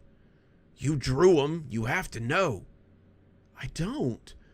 They're all I see lately. Every time I close my eyes, every time I fall asleep, every time I take out a pen and start to draw, I see that all-black canvas, and it scares me." His notebook slipped out of my hand then, and when I bent to pick it up, I saw that every page was covered in those solid black lines that filled every corner of the pristine white paper. I felt my hands start to shake, and when Tony snatched the notebook back from me and went running out of class, I didn't stop him. I don't know when this is supposed to happen. I don't know what kind of future he's seeing, but I hope it's nobody's future that I know, and I certainly hope it isn't mine. Tony hasn't been back to class in about 3 days, and that may be just as well. I'm not sure I could stand seeing another black canvas for a very long time. I work for a landscaping company as a landscaper's assistant. It sounds pretty good, but it's mostly a lot of grunt work. You go get people's lunch, you go get people's drinks, or you go carry things that they don't want to carry. It's mostly just a lot of gopher stuff. The company I work for is pretty big in the area. They do a lot of landscaping and yard renovation and stuff like that. I had really hoped for something better at this point in my life, but I gotta pay bills and there ain't a lot of work out there otherwise. It happened while I was coming back from getting lunch. We'd been working for this rich fella near the waterfront, and my boss had been pretty frustrated when he sent me to get Arby's for everybody. We've been back and forth on this display for a couple of weeks, and we just couldn't seem to get the seedlings deep enough for them to take root. Something about the ground on the hillside where he wanted these particular plants was odd. Soil seemed like a mixture of clay and gravel, but the gravel quality was a lot thicker than usual. We'd tried planting, we'd tried digging, and short of blowing up the hillside, I didn't see any chance of changing the consistency of the ground. The client and my boss were both getting grumpy about it, and I saw him putting his head together with his foreman when I left an hour ago to get sandwiches. Now, the area we were working on was empty, and it appeared that everyone had gone home for the day. Somebody had set up these weird little boxes every few feet facing the hillside, but I didn't really see anything odd about them. "Hello," I called as I walked up with a bag of sandwiches. "Hello, where's everybody?" I had about a split second before one of the boxes to my right exploded like a mortar round. If it hadn't been for my throwing a hand up and the placement of the Arby's bag, I would have probably been blinded. It actually did damage my right eye, but the doctors told me I'd probably gained back about 30% of my vision in a couple of weeks. My chest, arms, and legs, however, were hit with something like gravel kicked up by a truck. It was a big truck, too, and I felt more than a few of them pass right through my shirt and pants as they penetrated my skin. I stumbled back and dropped the shredded sandwich bag, landing against the hillside as I covered my face with my shredded arms. Other explosions were going off in the work area, and I heard somebody screaming to stop. The boss came running up at that point, followed by the foreman and the client. My boss didn't look pissed anymore. He looked scared. Turned out that the client had told him that he had until this afternoon to get the seedlings in the hillside, or he was going to go with another company. In desperation, my boss had let the foreman talk him into something that might have been unadvisable. What they had done was essentially load seeds into a blunderbuss so they could fire them at a high rate into the soil. The foreman, an old guy who had been in the army during Desert Storm, said that the penetration rate should be enough to get them deep enough in the soil to take root. Can't pretend to know what they were thinking, but Apparently they were eager enough to get started and forgot to tell their assistant, who was out getting food. They had set them on a timer and then hunkered behind cover, just in case something went wrong. They didn't actually use blunderbusses, of course. Where would they even get them? What they used was a tube similar to the ones that they fire those fireworks out of, the ones that are, I think they're called mortar shells. They pointed them at the hillside and set them up to fire about 60 seconds later. My dumbass just managed to stumble into them when they started going off. Lucky me, huh? I spent a couple of hours in the emergency room as they treated my wounds. The doctor said the wounds weren't too serious, saying that it was like getting shot with rock salt more than buckshot. There was definitely skin penetration, but he believed that my body would probably push the seeds out on its own. The eye was concerning, but he assured me that I'd probably get most of my vision back eventually. He gave me some drops and cream and told me to use them as directed if I didn't want to walk around with an eye patch for the rest of my life. My boss paid for all of it, of course. It was the only way he could avoid a lawsuit. He also told me to take a couple of weeks off with pay. The doctor had told me to keep my wounds clean and take it easy for the next few weeks, so I considered myself fortunate to have a nice little vacation while I convalesced. It didn't start right away. I actually didn't notice it till about 3 or 4 days after the accident. I was sitting on my couch with my shirt off, watching TV and taking painkillers anytime I felt a twinge, when I looked down and noticed something weird. Growing out of the area just below my left nipple was a little plant. It was just a sprout, the leaves barely formed, and I muted the TV and bent over so I could get a better look at it. They had cleaned the wounds, but they'd been very clear that my body would probably push the seeds out on their own. It appeared that my body had decided to keep the seeds and give them life. I looked around and saw that there was another one growing as well. I had 2 little blooms on my chest, and I wasn't as worried about it as I should have been at that point. It was kind of cool. I'd never seen anyone with plants growing out of them before. I was on enough painkillers that I decided to see where it would go before it finally stopped. I noticed them on day 4, and by day 6 I counted 6 little sprouts coming out of my chest. 2 of them were coming out of my stomach, 2 of them were coming out of my upper chest, 1 of them was coming out of the dead center of my chest, and 1 of them was pretty close to my heart.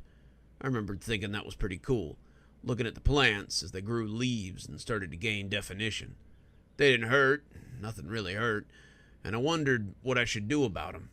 They didn't appear to be hurting anyone, so I figured I would just leave them alone and see how it all shook out. I had a doctor's appointment in a couple of weeks so that they could check on the wounds. I figured if it was a problem, they'd let me know. This was also when I started writing down my observations so I could look back on them later. Day 8. I'm starting to get worried about the speed at which the plants are growing. I don't know exactly what we'd been planting on that hilltop, but the plants are beginning to look less like seedlings and more like actual flowers. I say worried, but it didn't stop me from going out in the backyard and sunbathing a little. I think it's neat to have plants growing on me, and I thought that they might need a little sun too. I felt a little like I might need to protect them. They were just little plants after all. I don't want anybody to try to pull them out, and I figured if they got a little bigger, people might not try to. Day 9. Some of the guys from the lawn service stopped by to check on me. I told them to wait a minute so I could put on a bathrobe and meet them at the door. I don't want them to see the plants and ask questions. I'd gotten a little paranoid about what people would do when they saw them, and had started to feel something in my chest that I associated with love. These plants were becoming like my babies, and I didn't want anybody to hurt them. They asked how I was feeling, told me I looked good, and told them I'd been relaxing and tried not to reopen my wounds. They asked if I was coming back to work anytime soon, and I told them I still had 2 weeks of leave before I had to come back to work. They said the boss had made us all take a safety briefing about checking your surroundings before coming back to a job site. I thought that was pretty funny, given that he was the one that had forgotten to inform me about what we were doing. They all said they hope I got to feeling better and that they hoped they'd see me soon. I threw the bathrobe off once they left and went out in the backyard again. I'd felt something while I had that bathrobe on. It felt like something was crying inside me, like it didn't want me to be in the dark, and it wanted to feel the warmth of the sun. I don't know, maybe it was just some weird side effect of the painkillers. But I lay out there until the sun set, and when I got back inside, I had a pretty nasty sunburn to show for it. Day 12. I'd already decided that I wasn't going back to the doctor. The plants were getting bigger, some of them were starting to show signs of flowering, and I'd begun to take cold showers so I could water them. It's strange to say, but sometimes I would lie awake at night and just look at them. I'd gone to the hardware store and got one of those lamps that you use for when you're growing indoors. Guy probably thought I was a pothead, but I set it up over the bed and I started sleeping on my back again for the first time in a decade. As the light looks down on them, I find myself watching them grow a little bigger each day. There's a weird tightness in my chest that I can only equate with love. This is the closest I'll probably ever get to being a mother. It's a funny thing, discovering that you love something so late in life. Who would have ever thought that I'd finally have kids of my own at 35? I didn't even need a wife or anything. Day 15. I'd seen other buds starting to come up as well. It's getting a little harder to breathe, but it's probably just the pride. I'm so proud of my little flowers and how big they've gotten. It's like I've got a garden on my chest now. The 6 originals are about ready to bud, and I can't wait to see what kind of flowers they make. Aside from them, there's only but another half a dozen that seem to have sprouted up out of nowhere. And they've become a little like chest hair. I should really ask my boss what kind of seeds these are, but maybe he will want them back if I ask too many questions. He might think these plants are company resources or something. I can't have that. I can't lose my babies. Day 18. The new buds had started to open, and there was a riot of color across my chest. Reds and golds and oranges and yellow, even a couple of blue flowers that popped up. The original 6 plants had made about 3 to 4 flowers each, and the new ones are starting to look like they might make flowers soon too. I seem like I should be more worried about this cough, but it just doesn't seem as important as it would have a couple of days ago. I'm not as hungry as I used to be either. I really only eat maybe 1 big meal a day, but what I really crave is water. I've been drinking at least 2 or 3 gallons a day, and I still feel thirsty most of the time. It's probably just the painkillers. Maybe I should cut back a little bit. God only knows what those Vicodins are doing for the plants. Day 20. I've seen more new buds now, but I'm beginning to get a little concerned about my breathing. I've been breathing in shallow gasps for the last 3 or 4 days. I can't seem to get off the couch either. I manage to get up a couple of times a day to get more water and maybe catch a bite. I've stopped getting up to go to the bathroom altogether. Somehow just going here on the couch seems to be helping the plants. I've seen grass beginning to grow amidst my thick chest hair. Pretty soon I guess I'll have a regular backyard here. I seem to be afraid to go to sleep these days. Not because I think I might not wake up, but because if I watch closely enough, I can see the plants growing right before my very eyes. I'm afraid that I'm gonna miss something, and then they'll know I wasn't watching. My poor little babies need attention, and Mama is here to give it to them. Day 23. I don't know if I'm going to be able to write this much more. My arms are getting really heavy, and it seems to be taking a lot of effort to breathe. My chest is really tight. I sometimes think I can feel things moving underneath it. I don't know what's going on, but the flowers are doing really well. They just keep growing and growing, and the colorful blossoms bring me joy as I lie here and try to make the water last as long as it can. The last time I got up, I went ahead and brought about 12 gallons from the living room where I'd been keeping it.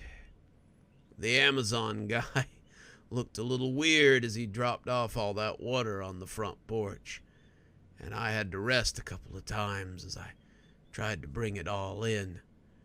I don't even drink it anymore. I just pour it right onto my skin. I don't eat either. Whatever these plants are, they seem to be keeping me alive, and I appreciate them for that. It's nice when your kids take care of you in your old age.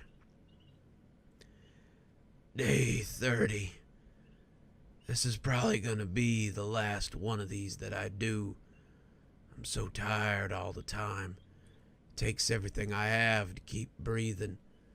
My babies, my babies are doing so well. They're growing out of me like a garden. I can't say that I've ever been prouder of anything in my entire life. I think my heart's been stopping in my sleep, so I've just been staying up for as long as I can. I'm out of water, but it appears that my children have found something else to eat. To whoever finds this, don't hurt my plants, please. Just bury me somewhere nice so they can get bigger. I want my gravestone to be covered in flowers. I want them to keep growing up after I'm gone. Tell my boss I don't blame him for any of this. This is the single greatest moment of my life, and I owe him so much. I feel fulfilled for the first time ever, and it's all because... When I was a kid, one of my favorite places to go was the Discovery Zone. I'm sure that the name will bring back all sorts of memories for many of you, and the one in my town was no exception. We didn't have a Chuck E. Cheese or a Kids Zone or any of the other playground areas like that. Our McDonald's didn't even have a real play place.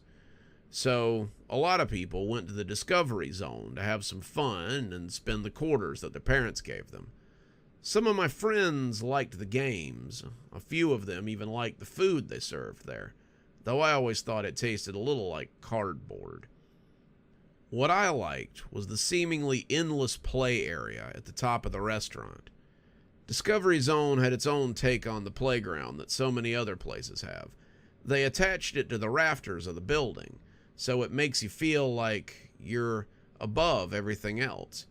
As a kid, one of my favorite things to do was look down through the little portholes at the people sitting below me. It was great. It made me feel like a giant.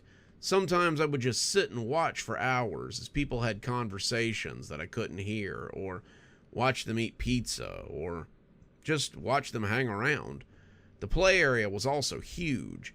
It stretched most of the length of the Discovery Zone, and there always seemed to be more of it, even if you thought you'd seen all of it. I remember going there when I was 8, and I only really remember it because it was the last time I ever went to the play area. I didn't outgrow it, but it definitely outgrew me. I remember going with my mom and her putting $10 in my hand and telling me she'd be back in a couple of hours. A lot of parents in town did this. Some of them stuck around every now and again, and if the staff asked where your parents were, we were supposed to point at one of them and say that that was our parent.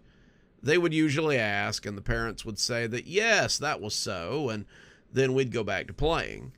They weren't technically supposed to have unattended minors in the Discovery Zone, but a lot of us got around it this way.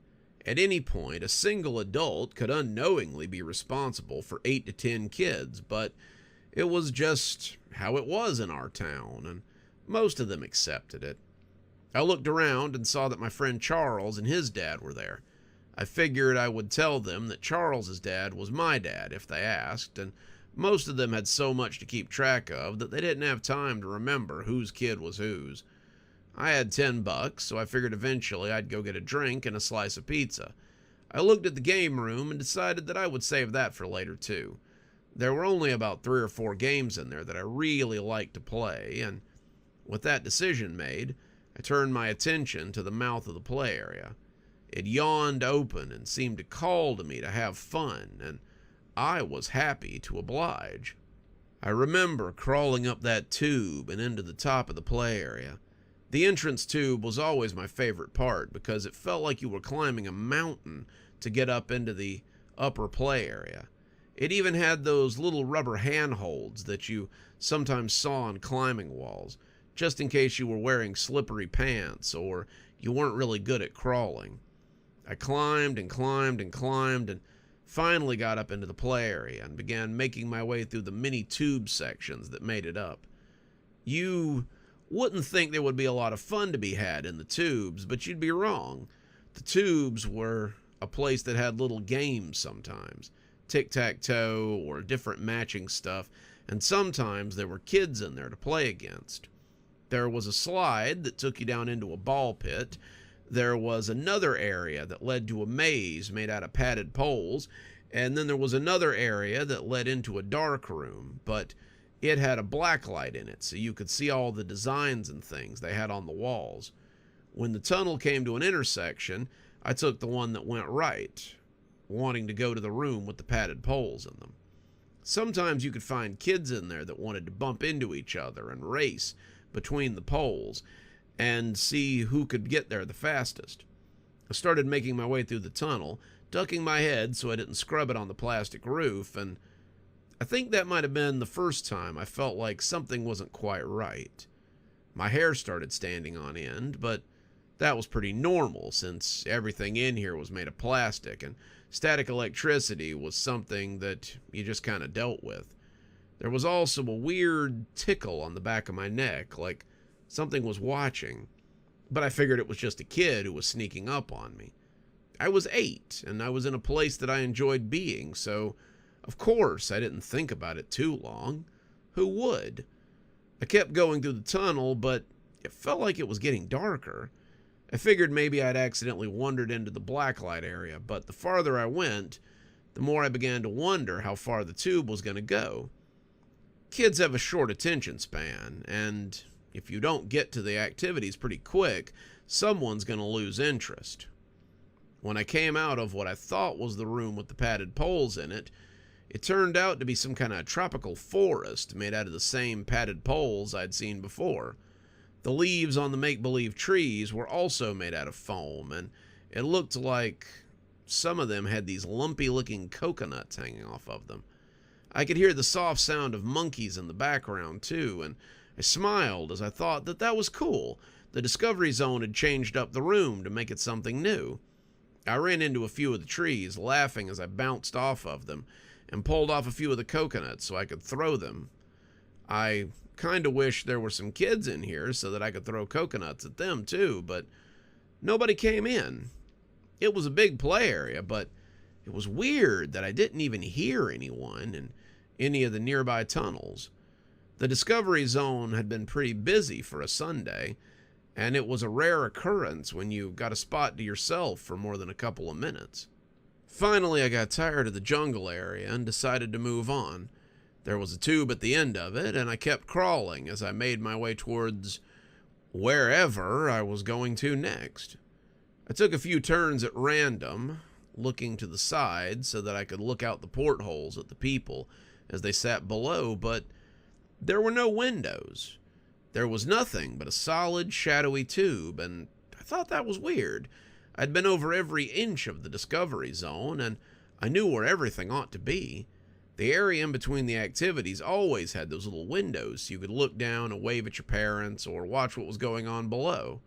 Hell, it was in the commercials after all, and parents like to get those smiling kid pictures from the inside of the porthole windows. I shook it off, thinking maybe I'd taken a wrong turn somewhere, and started making my way towards the next area. When I came into the blacklight maze, I was surprised. I liked the blacklight maze, don't get me wrong, but I'd always been a little bit afraid of it as well. It was shadowy, and there were pictures of jaguars and bears and stuff on the wall that were eerie looking in the multicolored strobe of the blacklight. You could round a corner expecting to come out at the end and nearly run face to face with a snarling big cat that someone had painted on the wall, or with the open mouth of a hissing snake as it seemed to lunge at you. It was all in good fun, but it was more than a little disconcerting.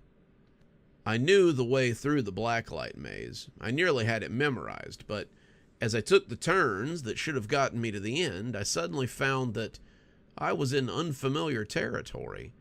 I nearly screamed when I took a left that should have gotten me farther into the area and found myself looking at the open, snarling mouth of a timber wolf.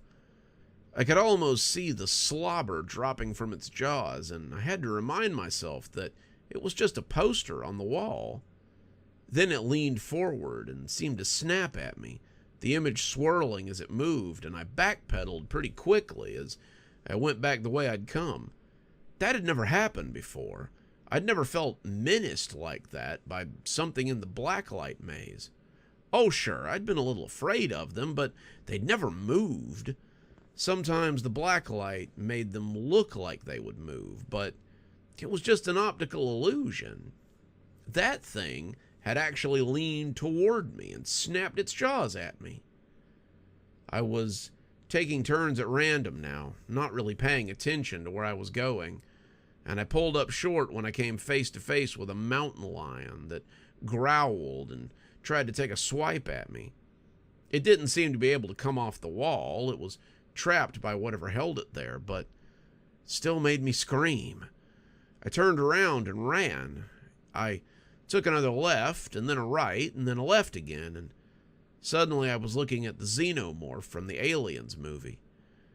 Its bald head was sleek looking, and its teeth were dripping acid as it opened its mouth and tried to push its way through the wall. I didn't expect it to make it very far, but suddenly the plastic of the tube was warping a little as it pushed its weight against it.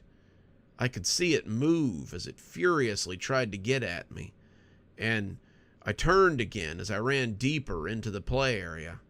Somehow, I took a left at random and tripped as I came back to the tunnel area that would take me to the next spot. I sat on my butt and looked back at the blacklight maze for a moment. What was that? What was going on here? I didn't understand what was happening, but I sensed more than I knew that something had gone very wrong. When you're a kid, it's easy to believe that you can be doing something normal and just slip into something strange. I grew up reading Narnia and Harry Potter and a good number of other things about normal kids that get thrust into something they're not expecting.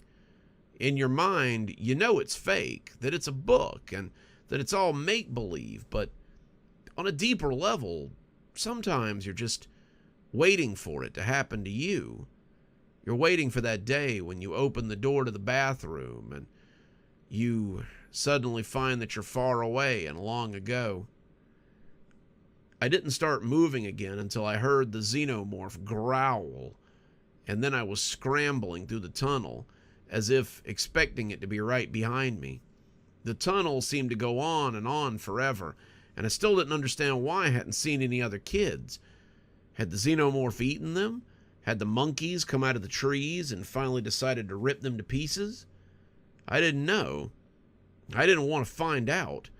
The longer I stayed in the tubes, the longer I realized that they were different as well. They'd always been shadowy, always been cramped, but you could still see the light streaming in through the top of them. The light streaming in through the plastic didn't feel like the fluorescent lights of the Discovery Zone. It felt like something else that was trying to push its way in.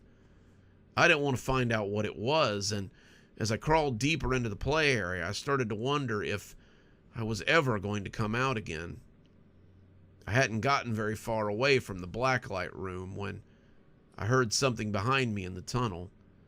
It was the scrambling of long claws, and I felt my stomach fall out from under me as I began frantically crawling through the tunnel. It sped up to match me, its nails likely chewing up the plastic as it left long gouges behind it. I was terrified. I was crying. I was praying that I would find a way out of it. It wasn't supposed to be like this. I was here to have fun. I was here to play with my friends. I wasn't here to get chased by a monster through some shadowy world version of the Discovery Zone. I could feel my tears patter onto the plastic tubing, and I was taking turns at random as I tried to find my way out of here. The tunnel shook behind me as whatever it was came lumbering up as it tried to get me. It was rattling everything in its frame, and I took another left and tumbled downward. I screamed so loud that I just knew the people in the restaurant would be able to hear me.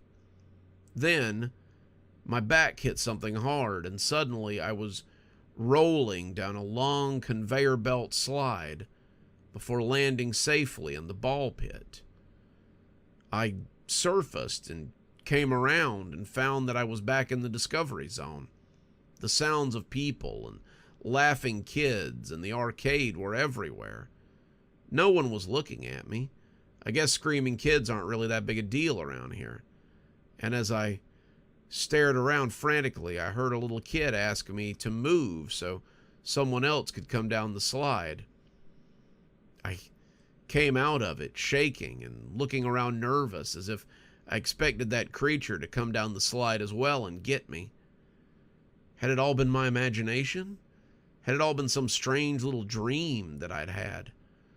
I didn't know, but as I looked back up at the plastic structure, I felt my blood run a little cold as I looked at one of those windows I had liked to sit at so well.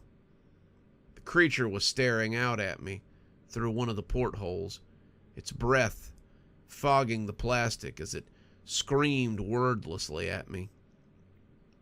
Mom found me on the sidewalk about 45 minutes later. She must have seen something on my face because she asked if everything was okay. I told her I'd gotten a little scared of something and had come out here to wait for her.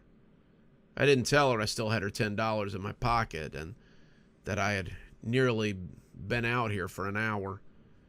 She asked me a few more times if I wanted to come back to the Discovery Zone, but I always told her I didn't.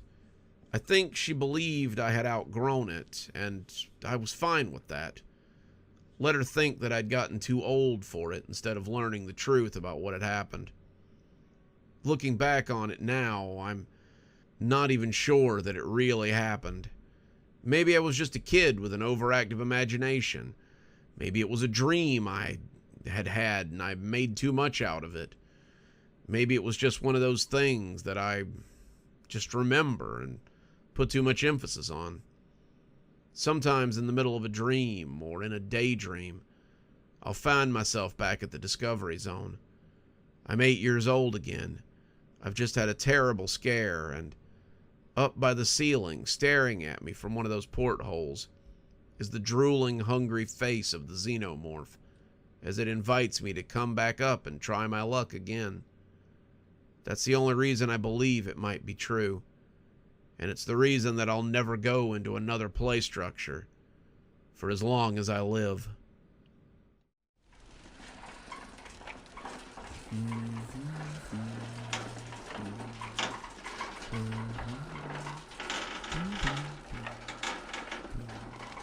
Good afternoon.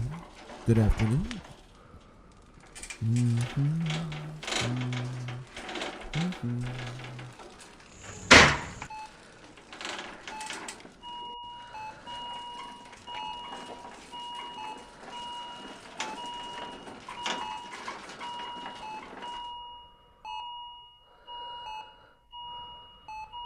Hello. You don't know it yet, but you are very special. I know you can hear me. Don't worry. I planned it that way. I gave you just enough anesthetic to keep you still, but not enough to put you under. I should let you know that this is probably going to hurt. But, as we talked about in my office, beauty is pain. You're probably wondering where my staff are. A procedure like this would usually require at least a few scrub nurses or maybe an extra set of practiced hands. Don't worry, I'm aware of the fallout from this, and they won't be involved. I posted the procedure for an hour from now, and my staff will be at lunch. I'm glad to say that it will be just the two of us for the next hour or so. Are you comfortable? What am I saying? You're mostly unconscious. It's hard to be comfortable when you aren't in control of your body. Just lie back and know that when I'm finished, you will be truly beautiful.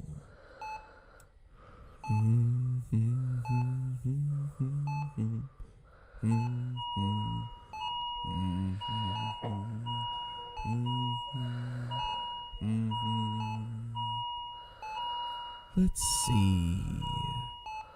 Let's start with the face, I think.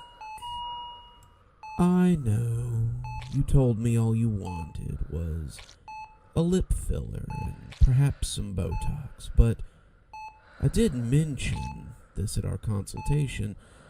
Your cheekbones are just so hollow. Your forehead is also asymmetrical. While we're at it, I'm going to make some additions that I think will make you stand out from the other cookie-cutter pretty girls that wander out of the clinic. Oh, are those tears? Are you crying tears of joy for me? Bella, you have no idea how happy that makes me. You know, I've wanted to do things like this for years. When you work for a practice that gets most of its money through plastic surgery and reconstruction, everyone is so hung up on profits. No one cares about presentation. No one cares about art. I became a doctor to help, but the healthcare industry is so hung up on money, that you really just end up putting a band-aid on people's problems. There's no artistry anymore. No pageantry. It was what ultimately led me to cosmetic surgery. You see, I wanted to make people beautiful. And now, I finally have the opportunity. Can you hear that? That's the sound of a scalpel flaying your first layer of skin. I understand that some people may not enjoy the sound, but to me, it's pure poetry. The squealing sound is the sound a bird makes when it leaves the egg. The sound that a world makes when it leaves the ovum of the universe. That's the sound of change. And change is beautiful. Change is scary. Change is sometimes misunderstood. But she is ultimately beautiful. Oh, you're trembling.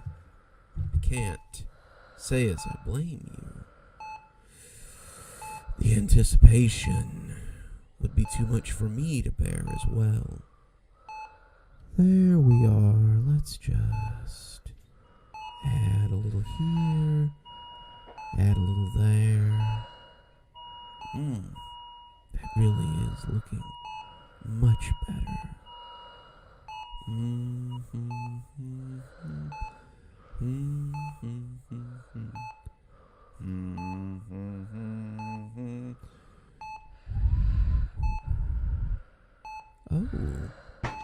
Oops. I see someone is peeking into the room. It appears I may have been discovered. That's okay. I locked the door from the inside before I even began. It'll take them a few minutes to get through, especially if they try to use the key. I broke my copy off in the lock as well. I really didn't want to be interrupted, you see. People make such a big deal about not disturbing artists or great thinkers when they're at work, but people are constantly disturbing surgeons and doctors. Why are we so different? Do we not require peace? Do we not require repose so that we may work? I think we ultimately require it more than anyone else. Anyway, where was I? Oh, yes. Working for a medical practice doesn't leave a lot of time for artistry. I spent my first 2 years working in secret. Not on humans. They would never allow that from someone with so little experience. I began observing procedures, passing instruments, setting up appointments, but eventually I was allowed to work my trade after they were sure I wasn't going to kill any of their important clients. Until then, I worked on stray animals in the neighborhood, in my garage, putting cheekbones in neighborhood cats, giving them legs that anyone would die for, injecting Botox into problem areas. But that's the sort of thing that gets old pretty quickly. Soon, I was doing things that no one had ever seen before. Grafting horns onto house pets, giving taxidermy deer angelic features, practicing for when I would be allowed to truly shine. I hope you appreciate my sacrifice. The sacrifice all those animals were made, because you will be the reward for their pain. There. That should do it. How do you feel? My. Just look at those cheekbones. You look so regal. People will remember you forever once they look at you. People will never forget you once they've seen you. Oh, you're shaking again. Don't worry, I understand. I'm nervous too, but it's okay. I'll be here for you once it's all over. Open this door! Open this door! Someone get security. Open the door! I see we have a larger audience arriving. Boy, they really are getting noisy out there. Listen to them bang on the door. They sure do want in. Who can blame them? We're doing amazing things in here. Think we have enough time to work on the chest, perhaps? Don't worry. I won't be doing much addition to what's already there. I remember you telling me you loved tattoos and tribal bands. Well, I'm no artist, but I feel my scalpel is up to the task. Oh, this takes me back. All the time I spent in the basement of my college, slicing and innovating, making art, It's amazing what they'll let you do to a medical cadaver. I'd made some truly amazing things beneath the study hall of my old college. Some people would have called them monstrous, but if you'd seen them, you would know the wonders I had wrought. I would spend hours down there, chiseling and working the flesh, preparing for the time when I would be allowed to truly shine. They're becoming quite insistent now. I hear hammering at that door. It sounds as if my barricade and the lock won't hold for long. Don't fuss, dear one, but I want to work on your back now, too, before our time is over. I promise I'll be brief. Oh, you're going to look amazing when I'm done. Simply amazing. No. Do you know what the most difficult part of being a reconstructive surgeon is? It's not the tools, or the protocols, or even the other surgeons. It's the clients. You all want to be beautiful, but you're all so unimaginative. You want small noses, large breasts, small tummies, high cheekbones. Suck out the cellulite, make my legs look nice, so my husband will want to fuck me again. On and on and on. None of you have any imagination. None of you realize what I can do as I sit and make notes on my little pad. I could turn you into elves. I could make you gods. I could fashion demon wings for you, curled ram's horns, anything you desire. But what do you ask for? What do you ask for? Make me pretty. Make me beautiful. Make me just like everyone else. Oops. I see I went a little too deep. I'm sorry. These are going to look so good, though. No one will ever forget you. I may go to prison for a very long time, but when people see you, they will know that my sacrifice was worth it. When I come back, I'll be sought by everyone who is anyone. I'll take the world of beauty by storm. And no one will ever forget my name. No, don't cry. No one will forget your name either. You will be a symbol of my genius. You will be immortalized. For it. Damn it. They made it through. I was so close to perfection. Get out of here. Go away. Can't you see I'm making art? Who are you? Don't you touch me. You dare touch me. Wait for me, Madonna. Wait for me, Aphrodite. Do not let them tell you you are anything but perfection.